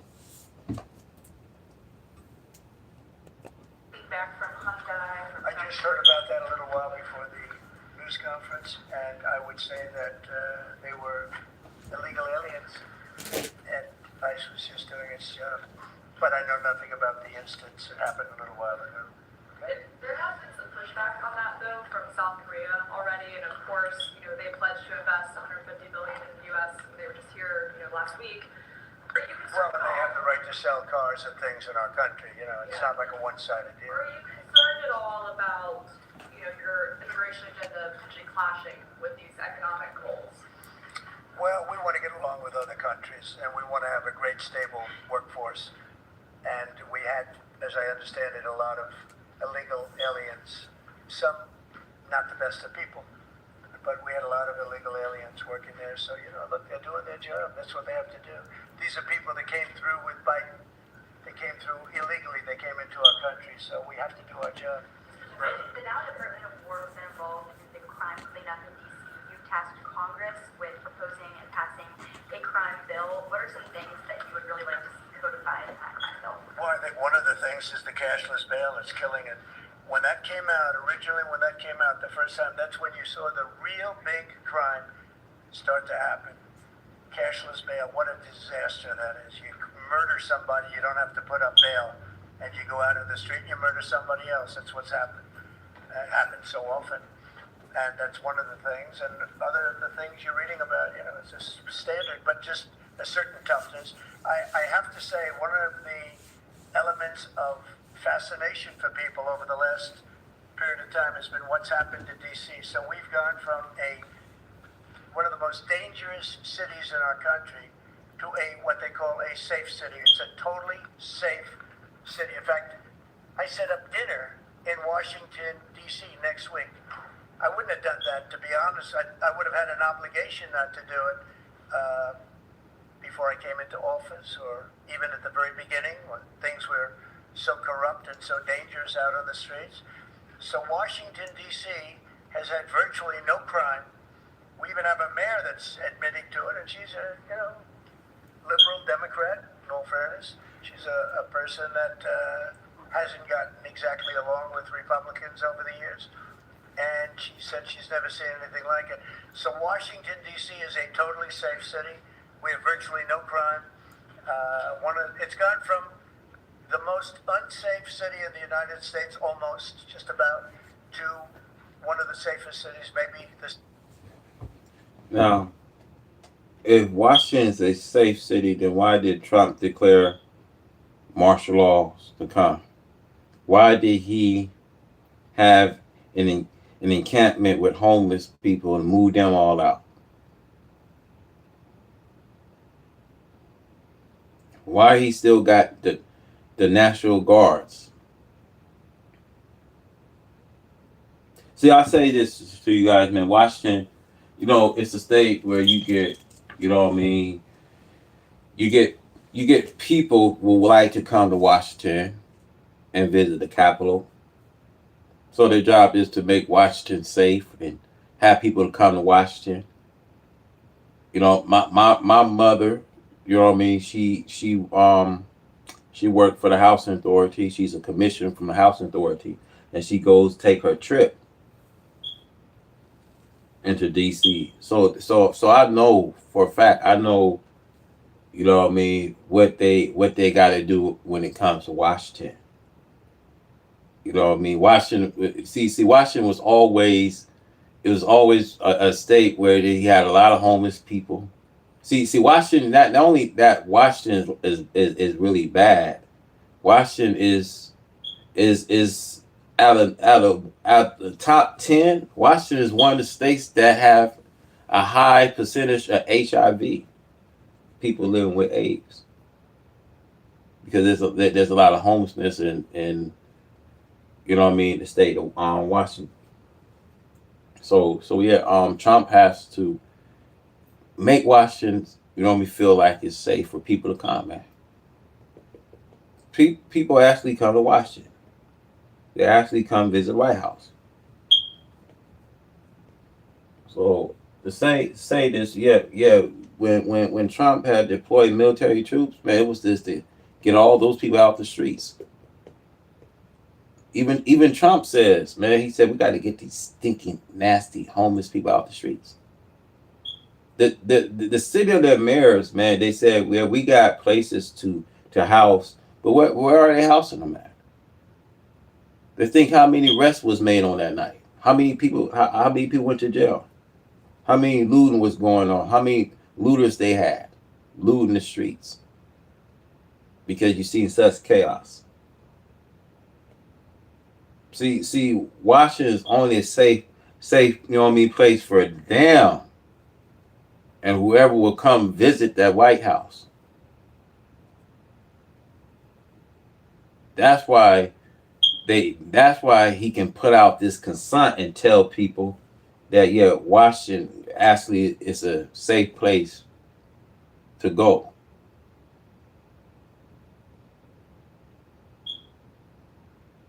Let's go.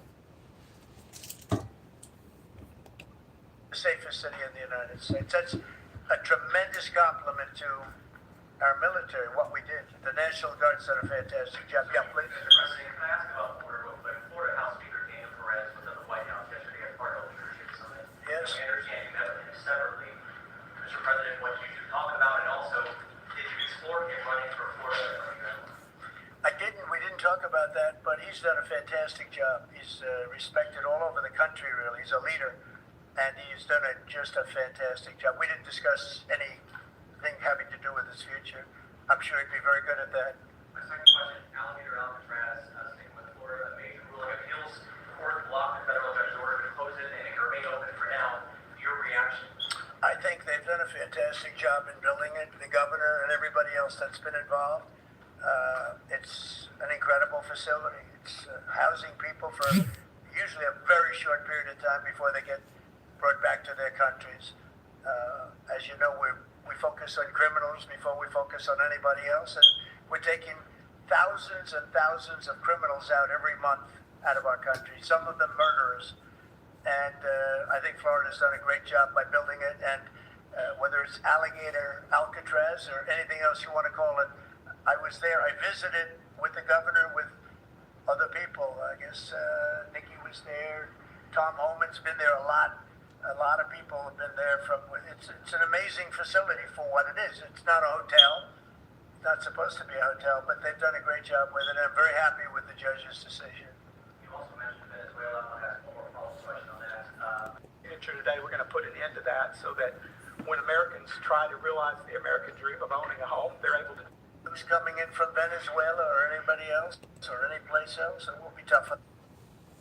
Now, I agree some of the things what Trump is trying to do. We had a border crisis that from the Biden administration just got out of hand. A lot of people from, Venice, Venezuela, I kind of agree a little bit on what Trump is trying to do to send criminals, get them off the street. But the thing we so distracted on that what's ignored is the police shootings. Although crime, there's hateful crime with police shootings on black people. That not this. That we got some mass shootings that we just had. I believe was that shooting that happened in Minneapolis. When there was 3 kids murdered, and it was like I believe was like 17, 18 injured. But you see, that's not so much talked about. I remember the shooting in Colorado where it led a black male dead in the Colorado shooting, where the black male, he was in a fatal car accident, and the policeman started to pursue him. So the man gets out, he stops, parks, get out, and the officer started to approach him. And when the man walking, his back was turned, the officer decided to push the man, reach for his pistol, shoot at the man 3 times, striking him in the back of his head, and then call for backup, where there was 30 police on the scene, and the man was pronounced dead on the scene while there's 30 officers hovering over that one man. Now we're gonna have to talk about this because this becomes a political issue that really needs to be looked at. Now, I don't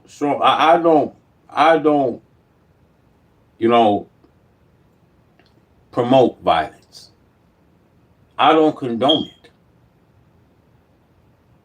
And the thing of it, there was an autism.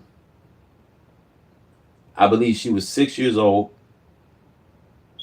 Immigrant was forced.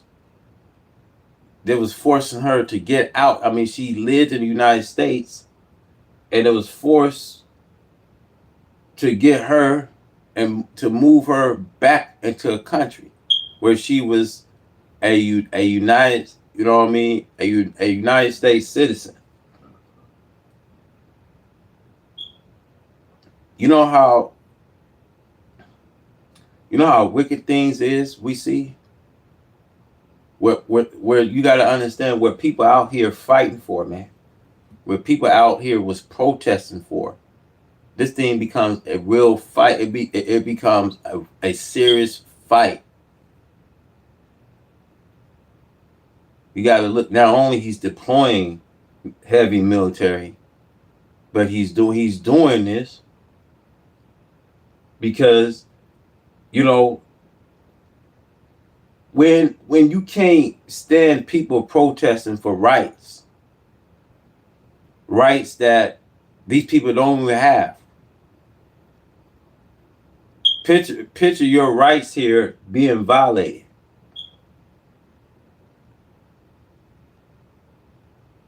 It's like you don't have no rights.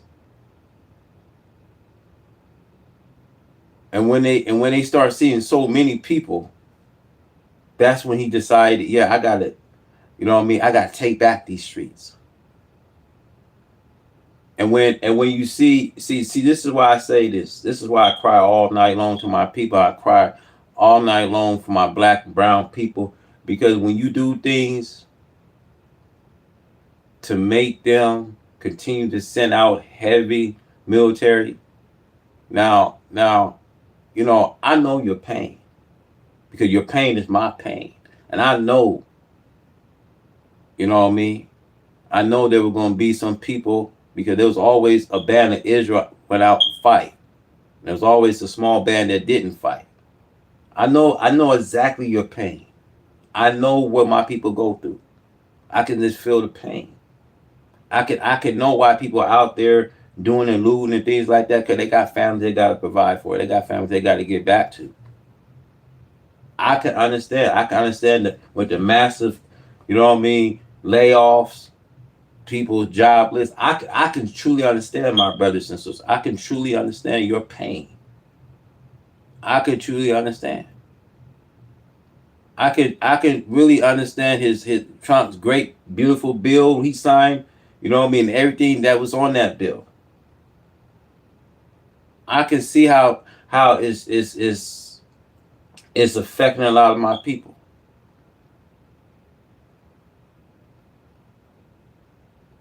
I can see how people go through pain mentally. I can see it. I can see how they go through it psychologically, physically. You know, I can see. Your pain is my pain. Your hurt is my hurt. And we're just not going to give up. We're not going to make them think that we're going to give up.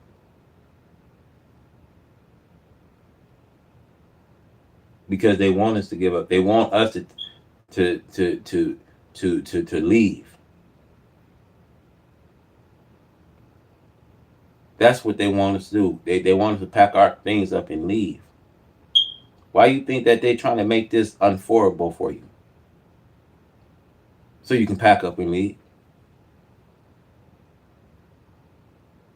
Why will you go somewhere to a foreign country where you ain't never went, somewhere that you ain't never went? See, I look at it like this, fam. You know, our ancestors, forefathers died. They didn't fought. Our people been just think our people been just slaughtered.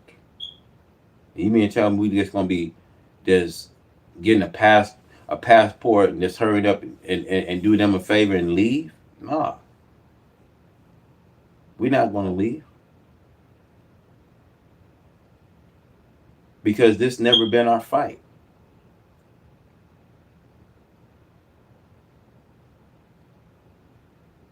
So this is why I said they ought to be careful how they talk to us, man. Because we put up with your behavior for too long. We have put up with y'all behavior too long, man.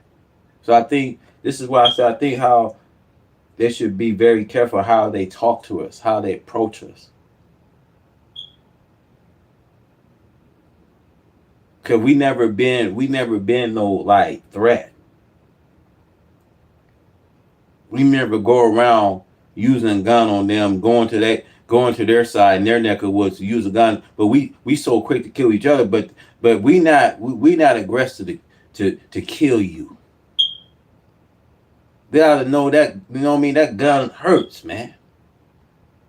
That gun sting, hurts, kill. So they ought to be just a little careful how they talk to you, how they approach you, man.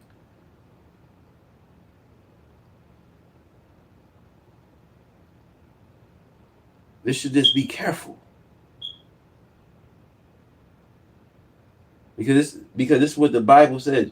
You know, do to others as you will have them do to you. Treat others as you want them to treat you.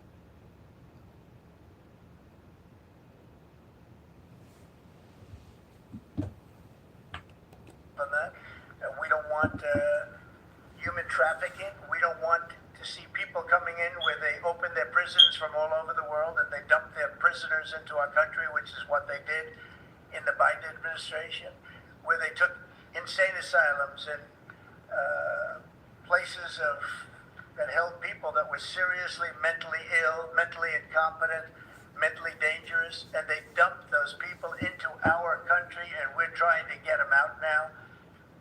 What they've done, what the Democrats and Biden have done to this country will go down in infamy. What they have done to our country, and especially that, you know, they created the worst inflation we've ever had.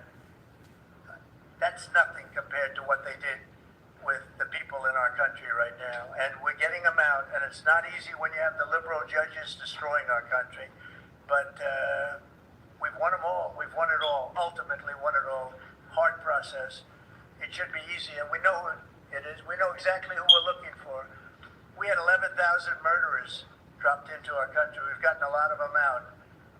Or in some cases, they're so dangerous we're afraid to get them. I'm gonna say it like this: whenever you say it's a difference between rioting and protesting, man, these people are rioting of rights is being, you know what I mean, violated. This thing, if you're brown or black, you have to fight much harder. This thing, see, the thing of it is, white folks never have to fight the way as a brown or a black person will have to fight today. You'll never feel what it's like to fight how these people protest and fight. That now since you feel the domino effect, since things is happening, and you feel actually a domino effect when things is being taken from you. When you really know what's probably it's like when it happened to you. When you all of a sudden feeling a domino, because white folks is feeling the domino effects. then you will know what it's like. See, they know what it's like because now everyone I'm seeing is turned on Trump. They going and watching. It's a reason why the people watch us, man. I don't hate white people, man, because it's not white people I hate. It's the government and its right supremacy, man. All white people ain't racist. I can't sit up and say they all racist, man. Who am I to say that all white people is racist, man? But yeah, we still got a problem. We live with racism, but it's not for me to say that all white folks is racist, man. If I can change and use my platform and change America, then I'm all for it. I'm all for unity, man. I'm all for finding a solution and coming up with the right solution so we all can be healed and all be saved. I don't want to go outside and see poor homelessness and people. I want to see, like the good old days we used to have back in 2000 when we had I believe it was President did we have Clinton? That's when you used to buy a house, you used to buy a car. I mean, whatever happened to those good old American days we used to live, man? We used to go to the store. We used to be proud to shop. And we used to always go to the store, no matter what store it is, a liquor store. And we always say, keep the change. You know what I mean? Whatever happened to those good old days that we used to be proud of being a great old American and having a good job and making good money, where we made enough to take our families out to eat and things like that? Whatever happened to those days that we had here? Those was the good old days, man.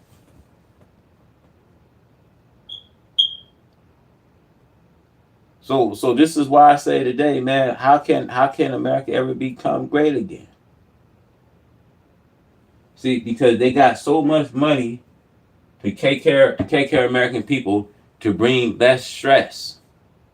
Don't you think the crime will go down if you would take care of the American people? The crime will go down significantly if they was to give us our restitution, if they was to take care of homeless and have every shelter and made a way. It would be less crimes, you see. Less shootings. Less people getting murdered. Robbery and all this lewdness we see, man. Let's think. Because America got so much money. If we spit it out trillions of dollars and send it over to Ukraine and helping out President Zelensky, and we not take care of home and American people, let's think how much better the world will probably be.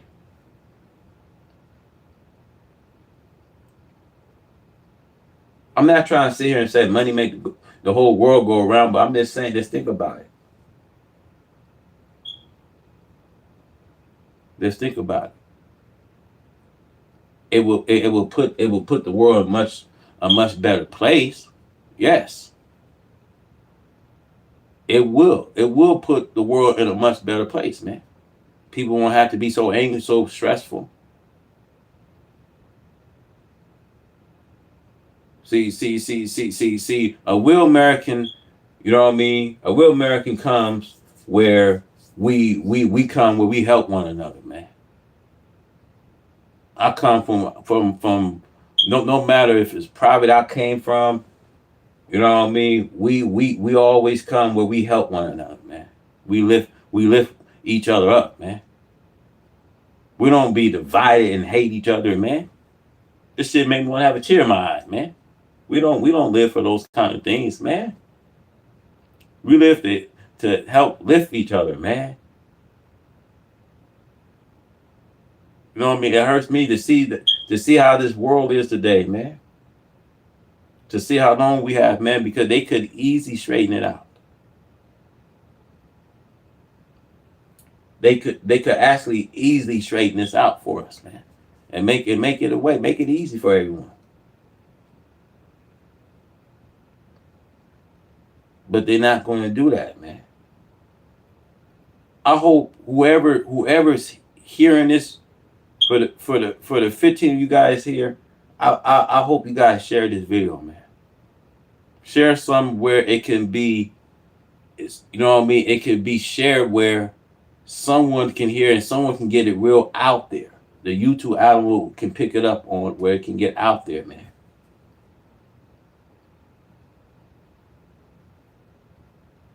Because we can't hear lies and say, "Oh, I'm here to make America great," and we don't see it. You know, it takes the people. It takes the people voice. We as a people, we make America great. It's our vote what counts to get these people in office to make things happen.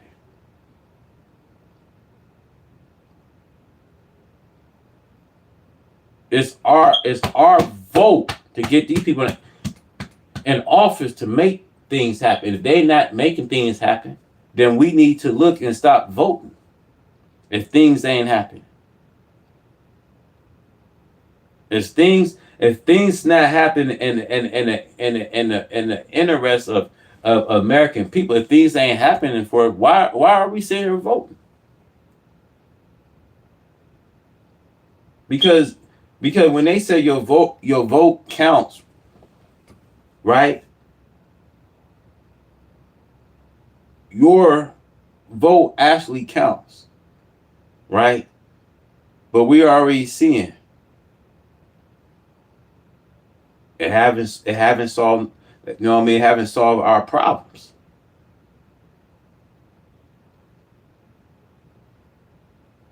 Voting haven't solved our problems. It haven't. I see my white folks. They fed up, man. I even visit their channel. They so fed up. Man, I thought I'm the only one is getting on Trump. Man, they fed up with it, man. Because they see it, man. Enough is enough. They see it, man. They see it, man. And you know what?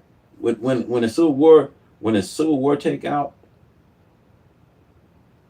they would tear this up. They'll tear this up, man. Just as much as we thinking about doing the same thing. See, it would be like Samson in the Bible, man.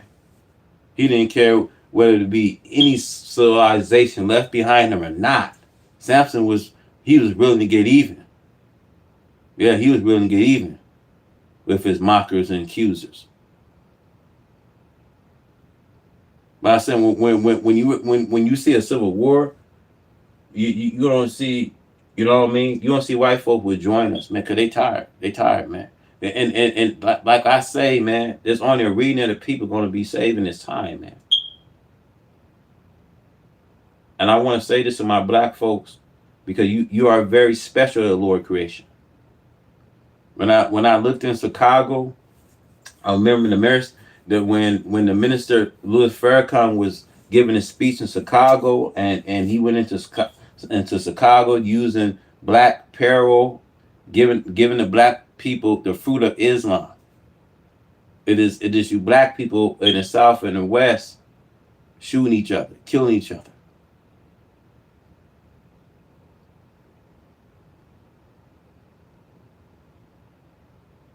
When you are a special, you know what I mean, of the Lord creation, and it's black folks killing, we got to start putting the guns down.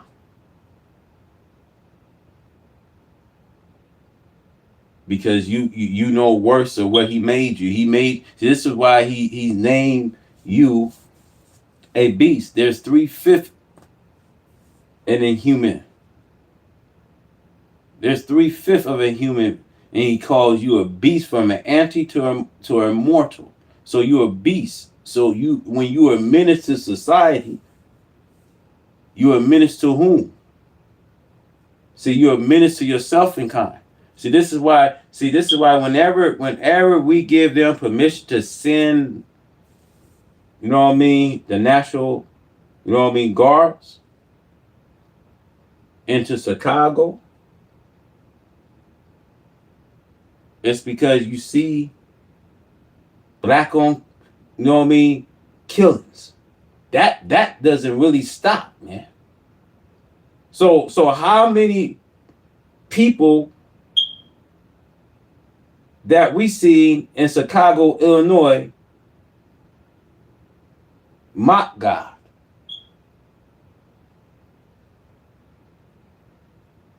Was the whole reason that the minister Louis Farrakhan went into Chicago, using black peril, giving the people the fruit of Islam. Because it is you, black people, using these little cap guns, and it's like, you know what I mean, it's just drawing you insane that those little cap guns you use it on your people. And I've been trying to tell you that they've been coming with a mind of their own to slaughter us. Having the minister warn you that they would come with the National Guards into Chicago.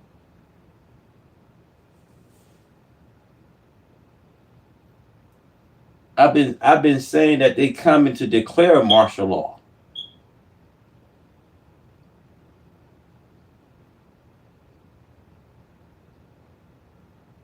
See, they want to hit that reset to reset things, man.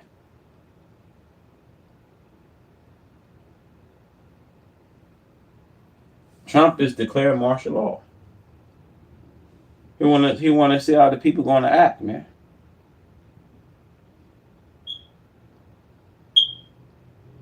You know what I mean? How are you going to react?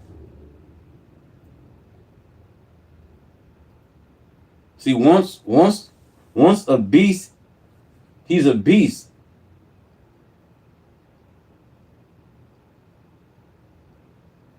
You know, once, you know what I mean, you poke at the bear, you giving them permission. You know what I mean, to send out the National Guards.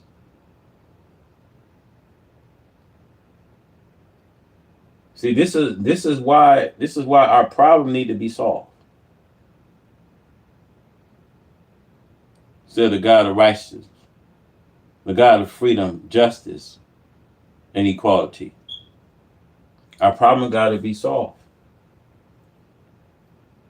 But how do we solve the problem?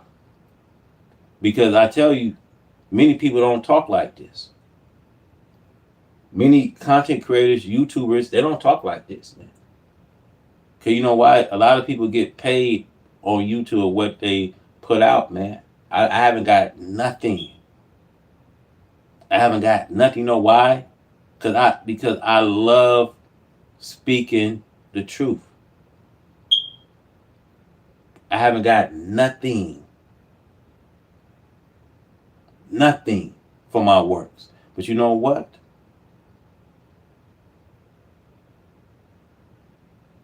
I can give you what God gave me. You know, there was disciple Peter, and I believe he took James, and they went into the city called Beautiful, and the man was asking for something that Peter couldn't give him. He said, silver and gold I don't have, but one thing I have, I can share with you because of what God gave him. See, sometimes I may not have anything to give my viewers. There was a brother asking me, and I feel bad. There was a brother actually asking me, can you borrow some money? because he was visiting my channel and he saw I was even blowing up. My numbers was hitting right, but I haven't got anything. I haven't even got my first threshold.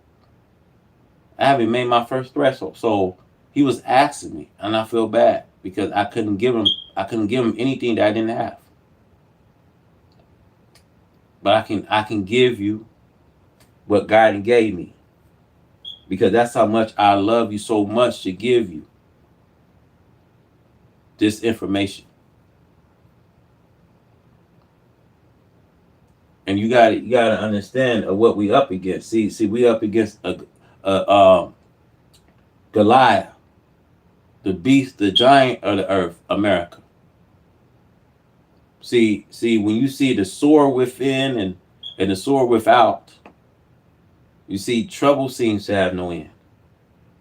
You see, when tens of millions of free black people crying for freedom, justice, and equality, see, the black people is greatly deceived today by a 400-year-old slave master.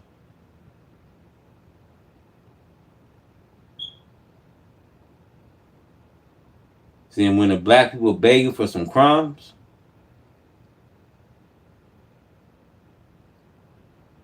he's greatly deceived today. Now let's go. Them out because they'd come back in. But for the last 120 days, 0 people came in. Can you imagine? This is me speaking, but these are figures developed by, they say, a pretty liberal group of people. They admit that 0 people came into our country. Think of that. A year ago, it was millions of people were coming in. Millions. They were coming in. You could look at them and you could say, big trouble. And that's what we have in our country. But we're getting them out, and despite that, we're doing really well. Yeah, please, Brian. Yeah. Well, the recruitment's the most exciting thing. So when I was campaigning for the office, numbers were coming out that the recruitment numbers, generally, you can speak to it better than anybody, the recruitment into the military, all branches of the military, and police and firemen and everything else. Anything having to do with like a public service, the numbers were horrible, record-setting bad. And now they're record-setting good. We're setting every record every month for recruitment. See, I hate when people come on here and say, you know what I mean, quit twisting the Bible. See, the Bible is not just a fiction. It's a real book that must come into prophecy fulfillment. Now let me lace you, because I can walk with you with this Bible. See, they hate when someone talk like this. They hate, you know what I mean, God upliftment people. But I'm a upliftment for God's people. Let me tell you about a Goliath, the beast, America of this earth. See, we don't have no army like they do, but we got a God. And see, I want to go into that story with Joshua and his 2 sons, Caleb. See, there's giants in that earth. See, there've been giants in that. See the giants in the earth that the people, you know what I mean, was going into, and they told Joshua, we're not going in there. We're not going to go into there. You know why? And they had Joshua, they had God that was going to fight for them. And see, God says, I'm going to send you into the land, into the inherit land. See, those giants ain't worth anything to me. Because once you understand, God is a giant himself. And those little giants, the earth of America, you know what I mean? All this time, my brothers and sisters, we was just aiming the guns in the wrong direction. See, you didn't know who your brother were. You didn't know, you know what I mean, your brown brother. You didn't know your other brother that was red and other brother was yellow. You didn't know that the brown, red, and yellow people is the black man half brothers. And see, once we can wake up and take, ownership, and we were just aiming the guns in the wrong direction. See, once they start seeing us unite overnight and overcome, we can take on this Goliath with the help of God. So I can walk with you with this Bible and give you another description of what Daniel says about a beast. Now prove to me if I'm a liar that what Daniel says in 7:5 that there was a very well-known beast. And this very well-known beast was to rise up out of the sea. And out of the sea, this beast had 3 ribs in his mouth, meaning that the black man was swallowed up for 3 centuries. See, ever since the devil been here, you've seen this ruthless devil on our people send out heavy sentences, long prison terms, to refuse to let the prisoners go free. To show their lacknesses,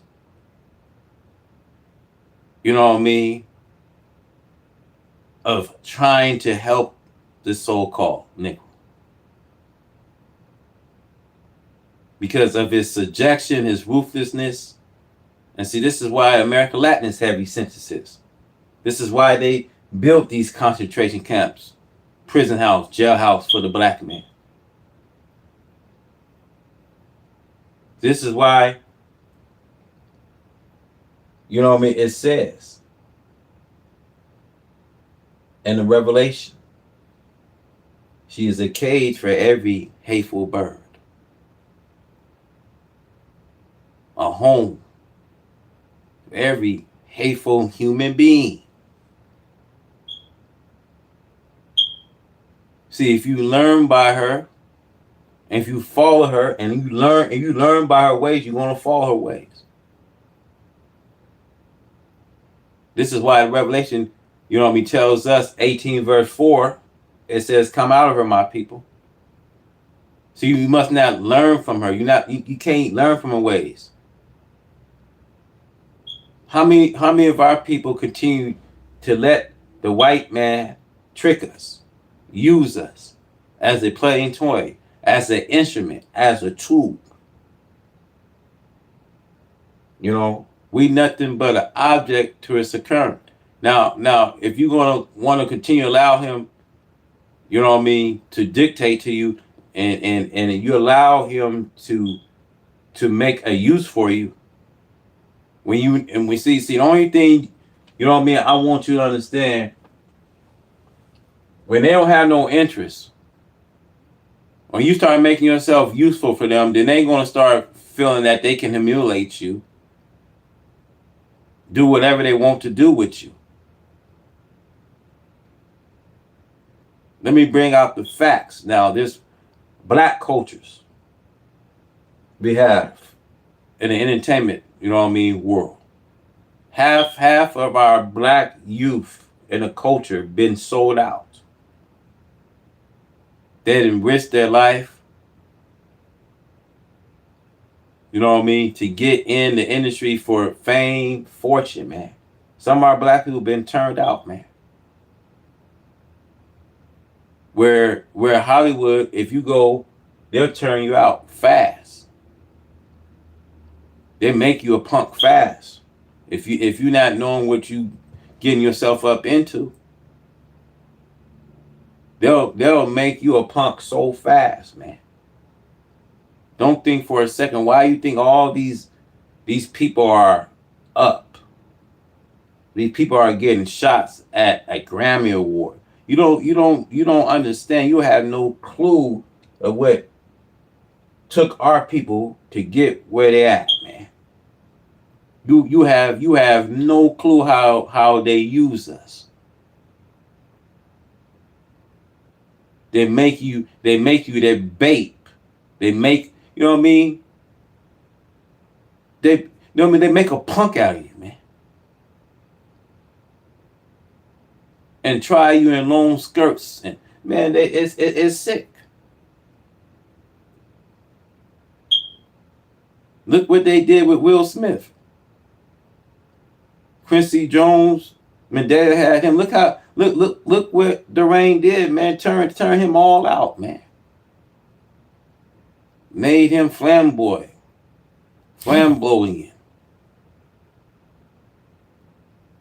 on, man. They turn you out, man. Look, man. See, if you get with the program, if you don't get with the program. But out of the way, you know what I mean? They're gonna turn you out. They're gonna make an example of you.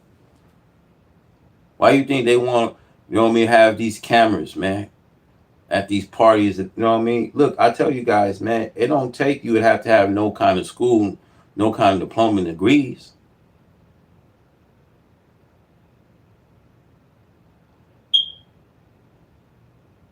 See, you can do little things educationally. You can have a diploma, degree. But I want to bring out the fact that still does not get you justice in America.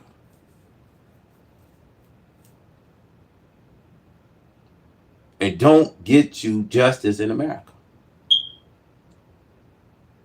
See, as long as you ready for him to put this trick all over on you again, he would do so.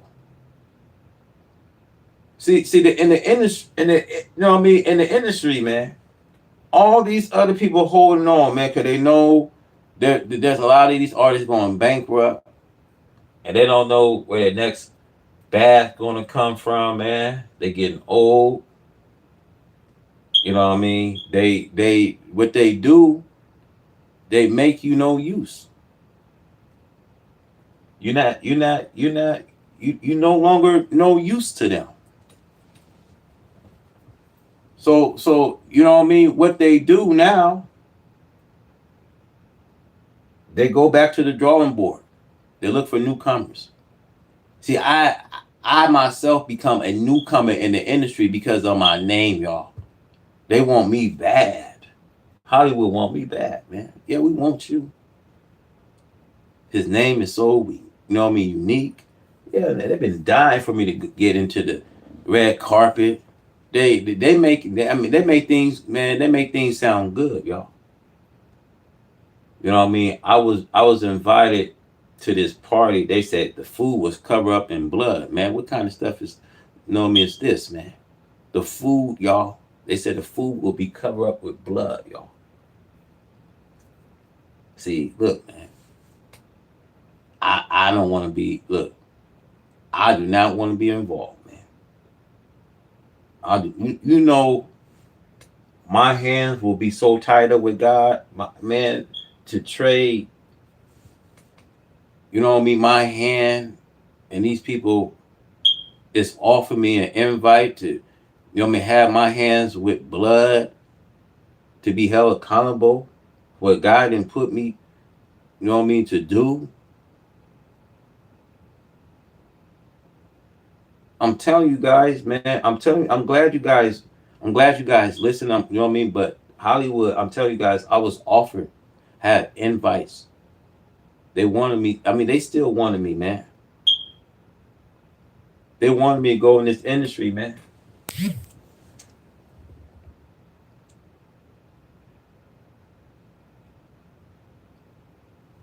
You know, I'm gonna tell y'all this, man. There's a lot of gay stuff goes on in Hollywood. No homo, nothing like that. But if you want to get in the industry, man, look, man. You don't have to have no degrees. You don't have to show no degrees. I went to the LA Film School. And it cost $83,000. This is the reason why I couldn't finish out the, you know what I mean? But, you know, I noticed when I started, I noticed that there was a lot of festivals, these Hollywood festivals, This is where you meet people. This is where they teach you how to network into the industry, network with the right people. This is when I started getting invited. And like I said, the industry ain't for everybody. You have to be invited. They have to. It's some reason they have to like you. And for some reason, I guess my name, my name. I guess my name was remembered from me going to the LA Film School, and then like I said, I applied myself to getting involved at the festivals, learn how to network, and I just after a while, I think that I didn't want as much. I didn't want as much as I really wanted from the beginning. I didn't want it, 'cause once I started hearing about the industry, what people have to do, is it's one thing than another, y'all. These rituals people do is real. I'm telling you, man, they don't really like gangsters, man. They don't like thugs. And why you think, half of the people that's still here is basically it's a lot of homosexuals, man. A lot of gatekeepers, man. There's a lot of gatekeepers in this, man. And I believe, I believe y'all, even with Diddy's situation, it could be a good look for him. But this is I'm telling you guys, man, they didn't want to see Hollywood have been exposed. If all these people was subpoenaed in, you're gonna have a lot of people reputation, a lot of people endorsements. There's a lot. It just you look, man. A lot of things can be in jeopardy, man. Hollywood have been already exposed because man, come on, man. I already know what goes on out in Hollywood, man. You can't even hide this kind of stuff, man. This stuff been going on a long time, man. But I never thought in my lifetime that you have to do something strange to get to the top. Why you should not go in the industry? Because a lot of people now. I just want to talk about, the sister, Jab Wright. She knows 20 people living with HIV. And not to change this subject, because we're gonna get right back to the topic. But the industry, man, she named 20 people that was affected that's living with HIV, man. So now since it's being spreaded, and here's the thing, here's the scary thing, you don't know who's living with it. So why would you want to get into that life where they're gonna pass you around? You could be living, you could be affected with something that someone may affect you with. This thing really got real sick, y'all. Let's think about how many of these people, how many of these celebrity people are living with HIV, man, in LA. I won't be surprised that LA is in the top 10, man. LA should actually be in the top 10. But like I said, y'all, you gotta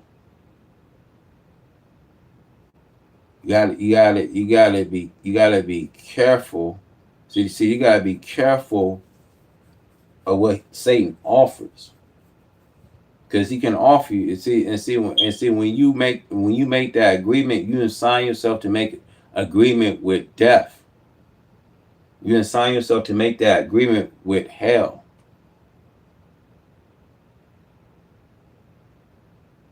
Because hell has always been a appointed place.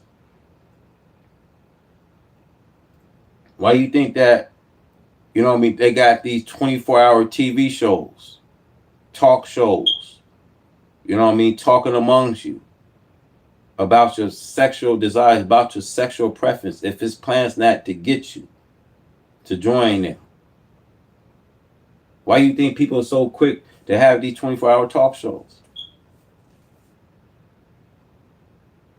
and you really and you know what I mean, you really to explain about your sexual passions and your desires.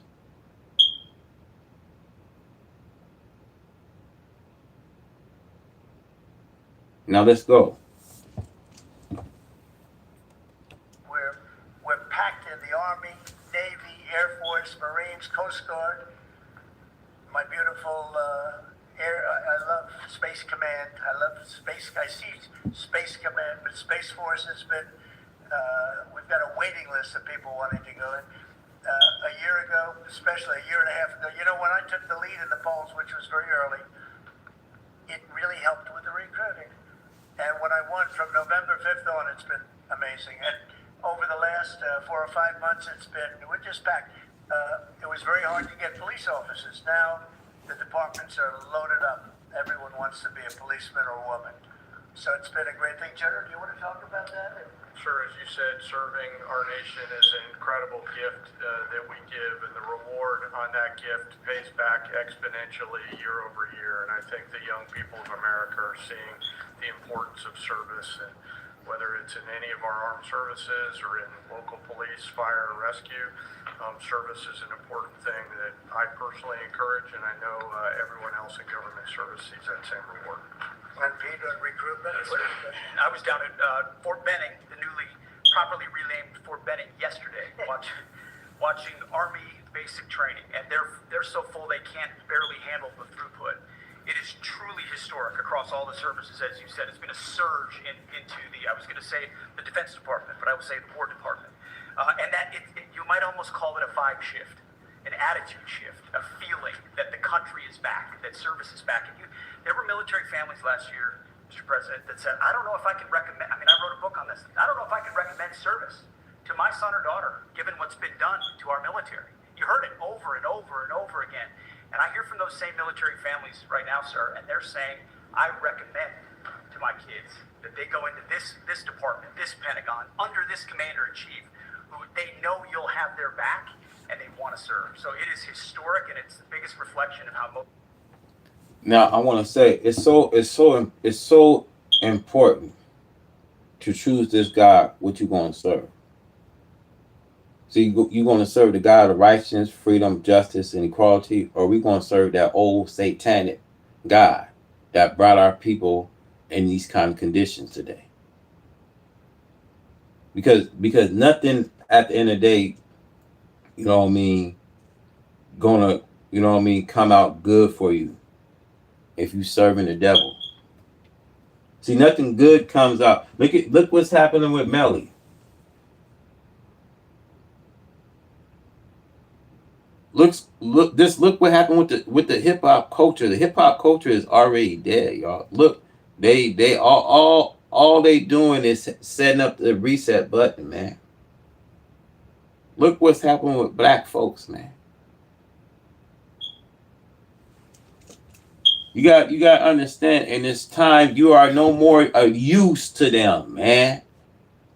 Not even in the workforce. Longer no use. So stop looking for a high-paying job that's going to draw out a lot of money.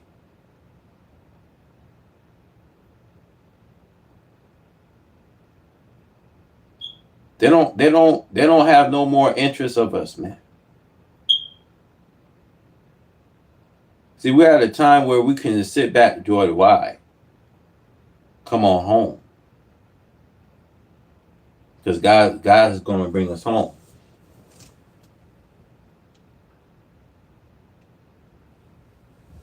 God's going to send us home. See, why you think we need to be separate? Why you think God's finna separate us? We ain't got to go nowhere. We ain't got to go nowhere, man. We don't have to go nowhere. The continent being split into 3 parts. This is why there's earthquakes coming, man. We ain't going nowhere. White folks want just to hate us, man, to say, man, pack your bags and go. Nah, y'all need to stop doing that. Please, y'all.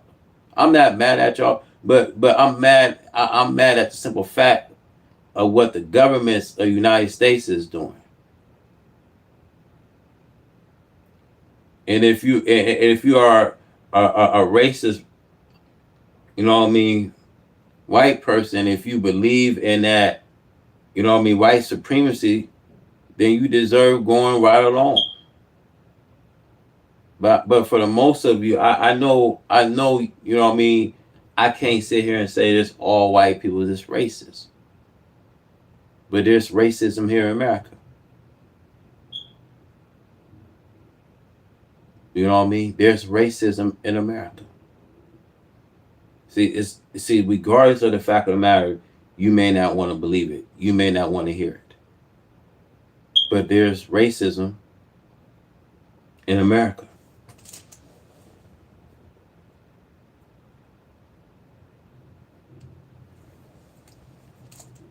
You know, I know you guys always start reminding me about my you know what I mean, my you know what I mean, fire alarm.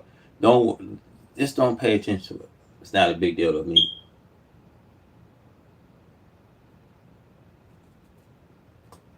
I mean, it's chirping. It's, you know what I mean.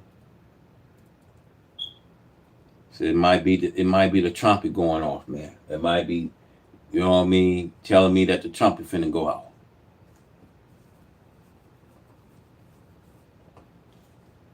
But yeah, we gotta start moving in a direction where we put our faith in God. You know, and not hearing things that's gonna affect us, man.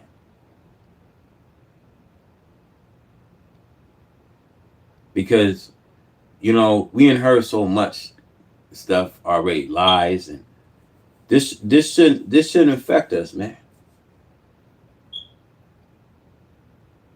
We should be able to be strong. We should be able to move where we are strong people. See, I don't sit here and let nothing affect me.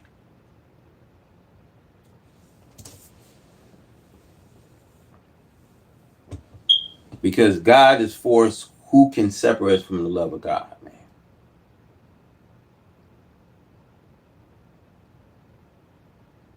Yes, we're going against the government, man.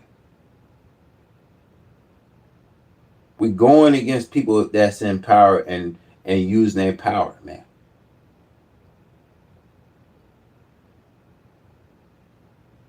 But sooner or later, they're gonna be held accountable.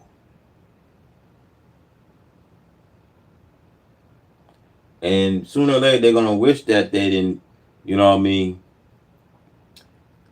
they didn't do, you know what I mean, what they doing, you know what I mean, on people, man. They're gonna soon, you know what I mean, sooner or later they're gonna regret, you know what I mean, their actions.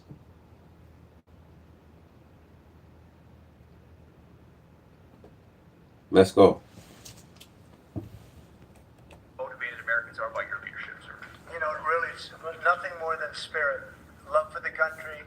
I guess the esprit de corps, as they say, you have more of that than we've had maybe ever, frankly.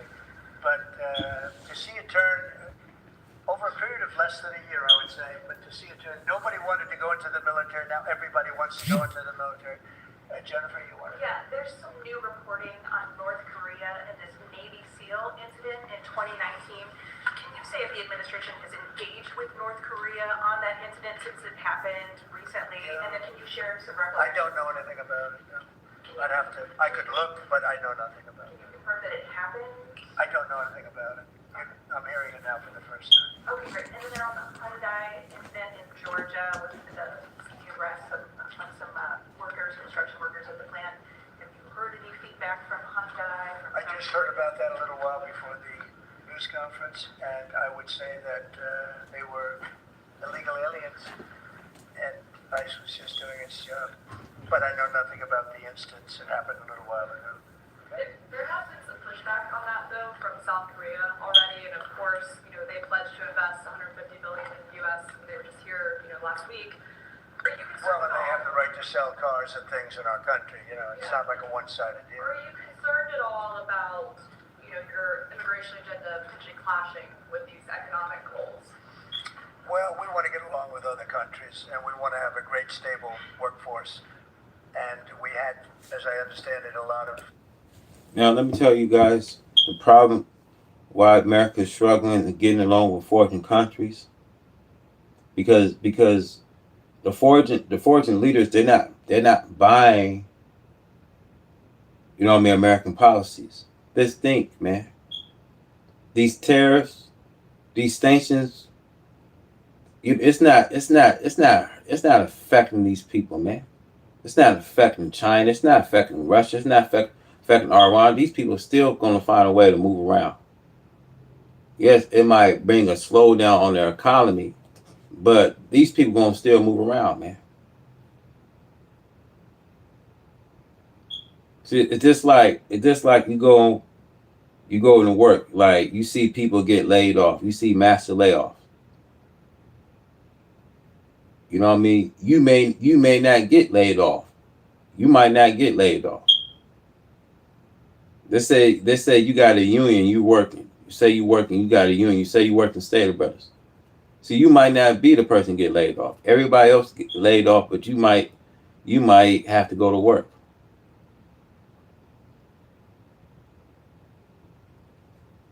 So no matter what Trump do, he got tariffs. He got 50% tariffs on China.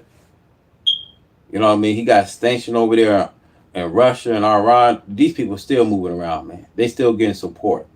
They're still supporting each other, man. That's what you got to see. And understand that, the power of America becoming weak. She can't have the power no more as she used to have to exercise the Middle East. The power of America is becoming weak. And people see that. Her power that she has on a nation is becoming weak. She no longer has power. So since she no longer has power, she's feared. She's ready to just do anything. She's just ready to just get on board and make things difficult all of a sudden. All of a sudden, you call a 1-800 number for Social Security. All of a sudden, your Social Security is cut off. People on the phones is talking to the AI bot that, that Eli and them already having. Sending out AI. AI already been out. They put it in your face. Now you think that you're gonna get, a specialist on the phone. So all of a sudden you're gonna drive up to the Social Security, and they tell you, well, come back 2 months.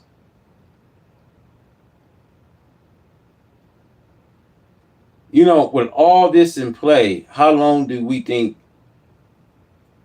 we have where all this is in play, y'all? I tell you guys, man, they trying to carve out a future for us, man. That's all they doing is trying to carve out a future from us.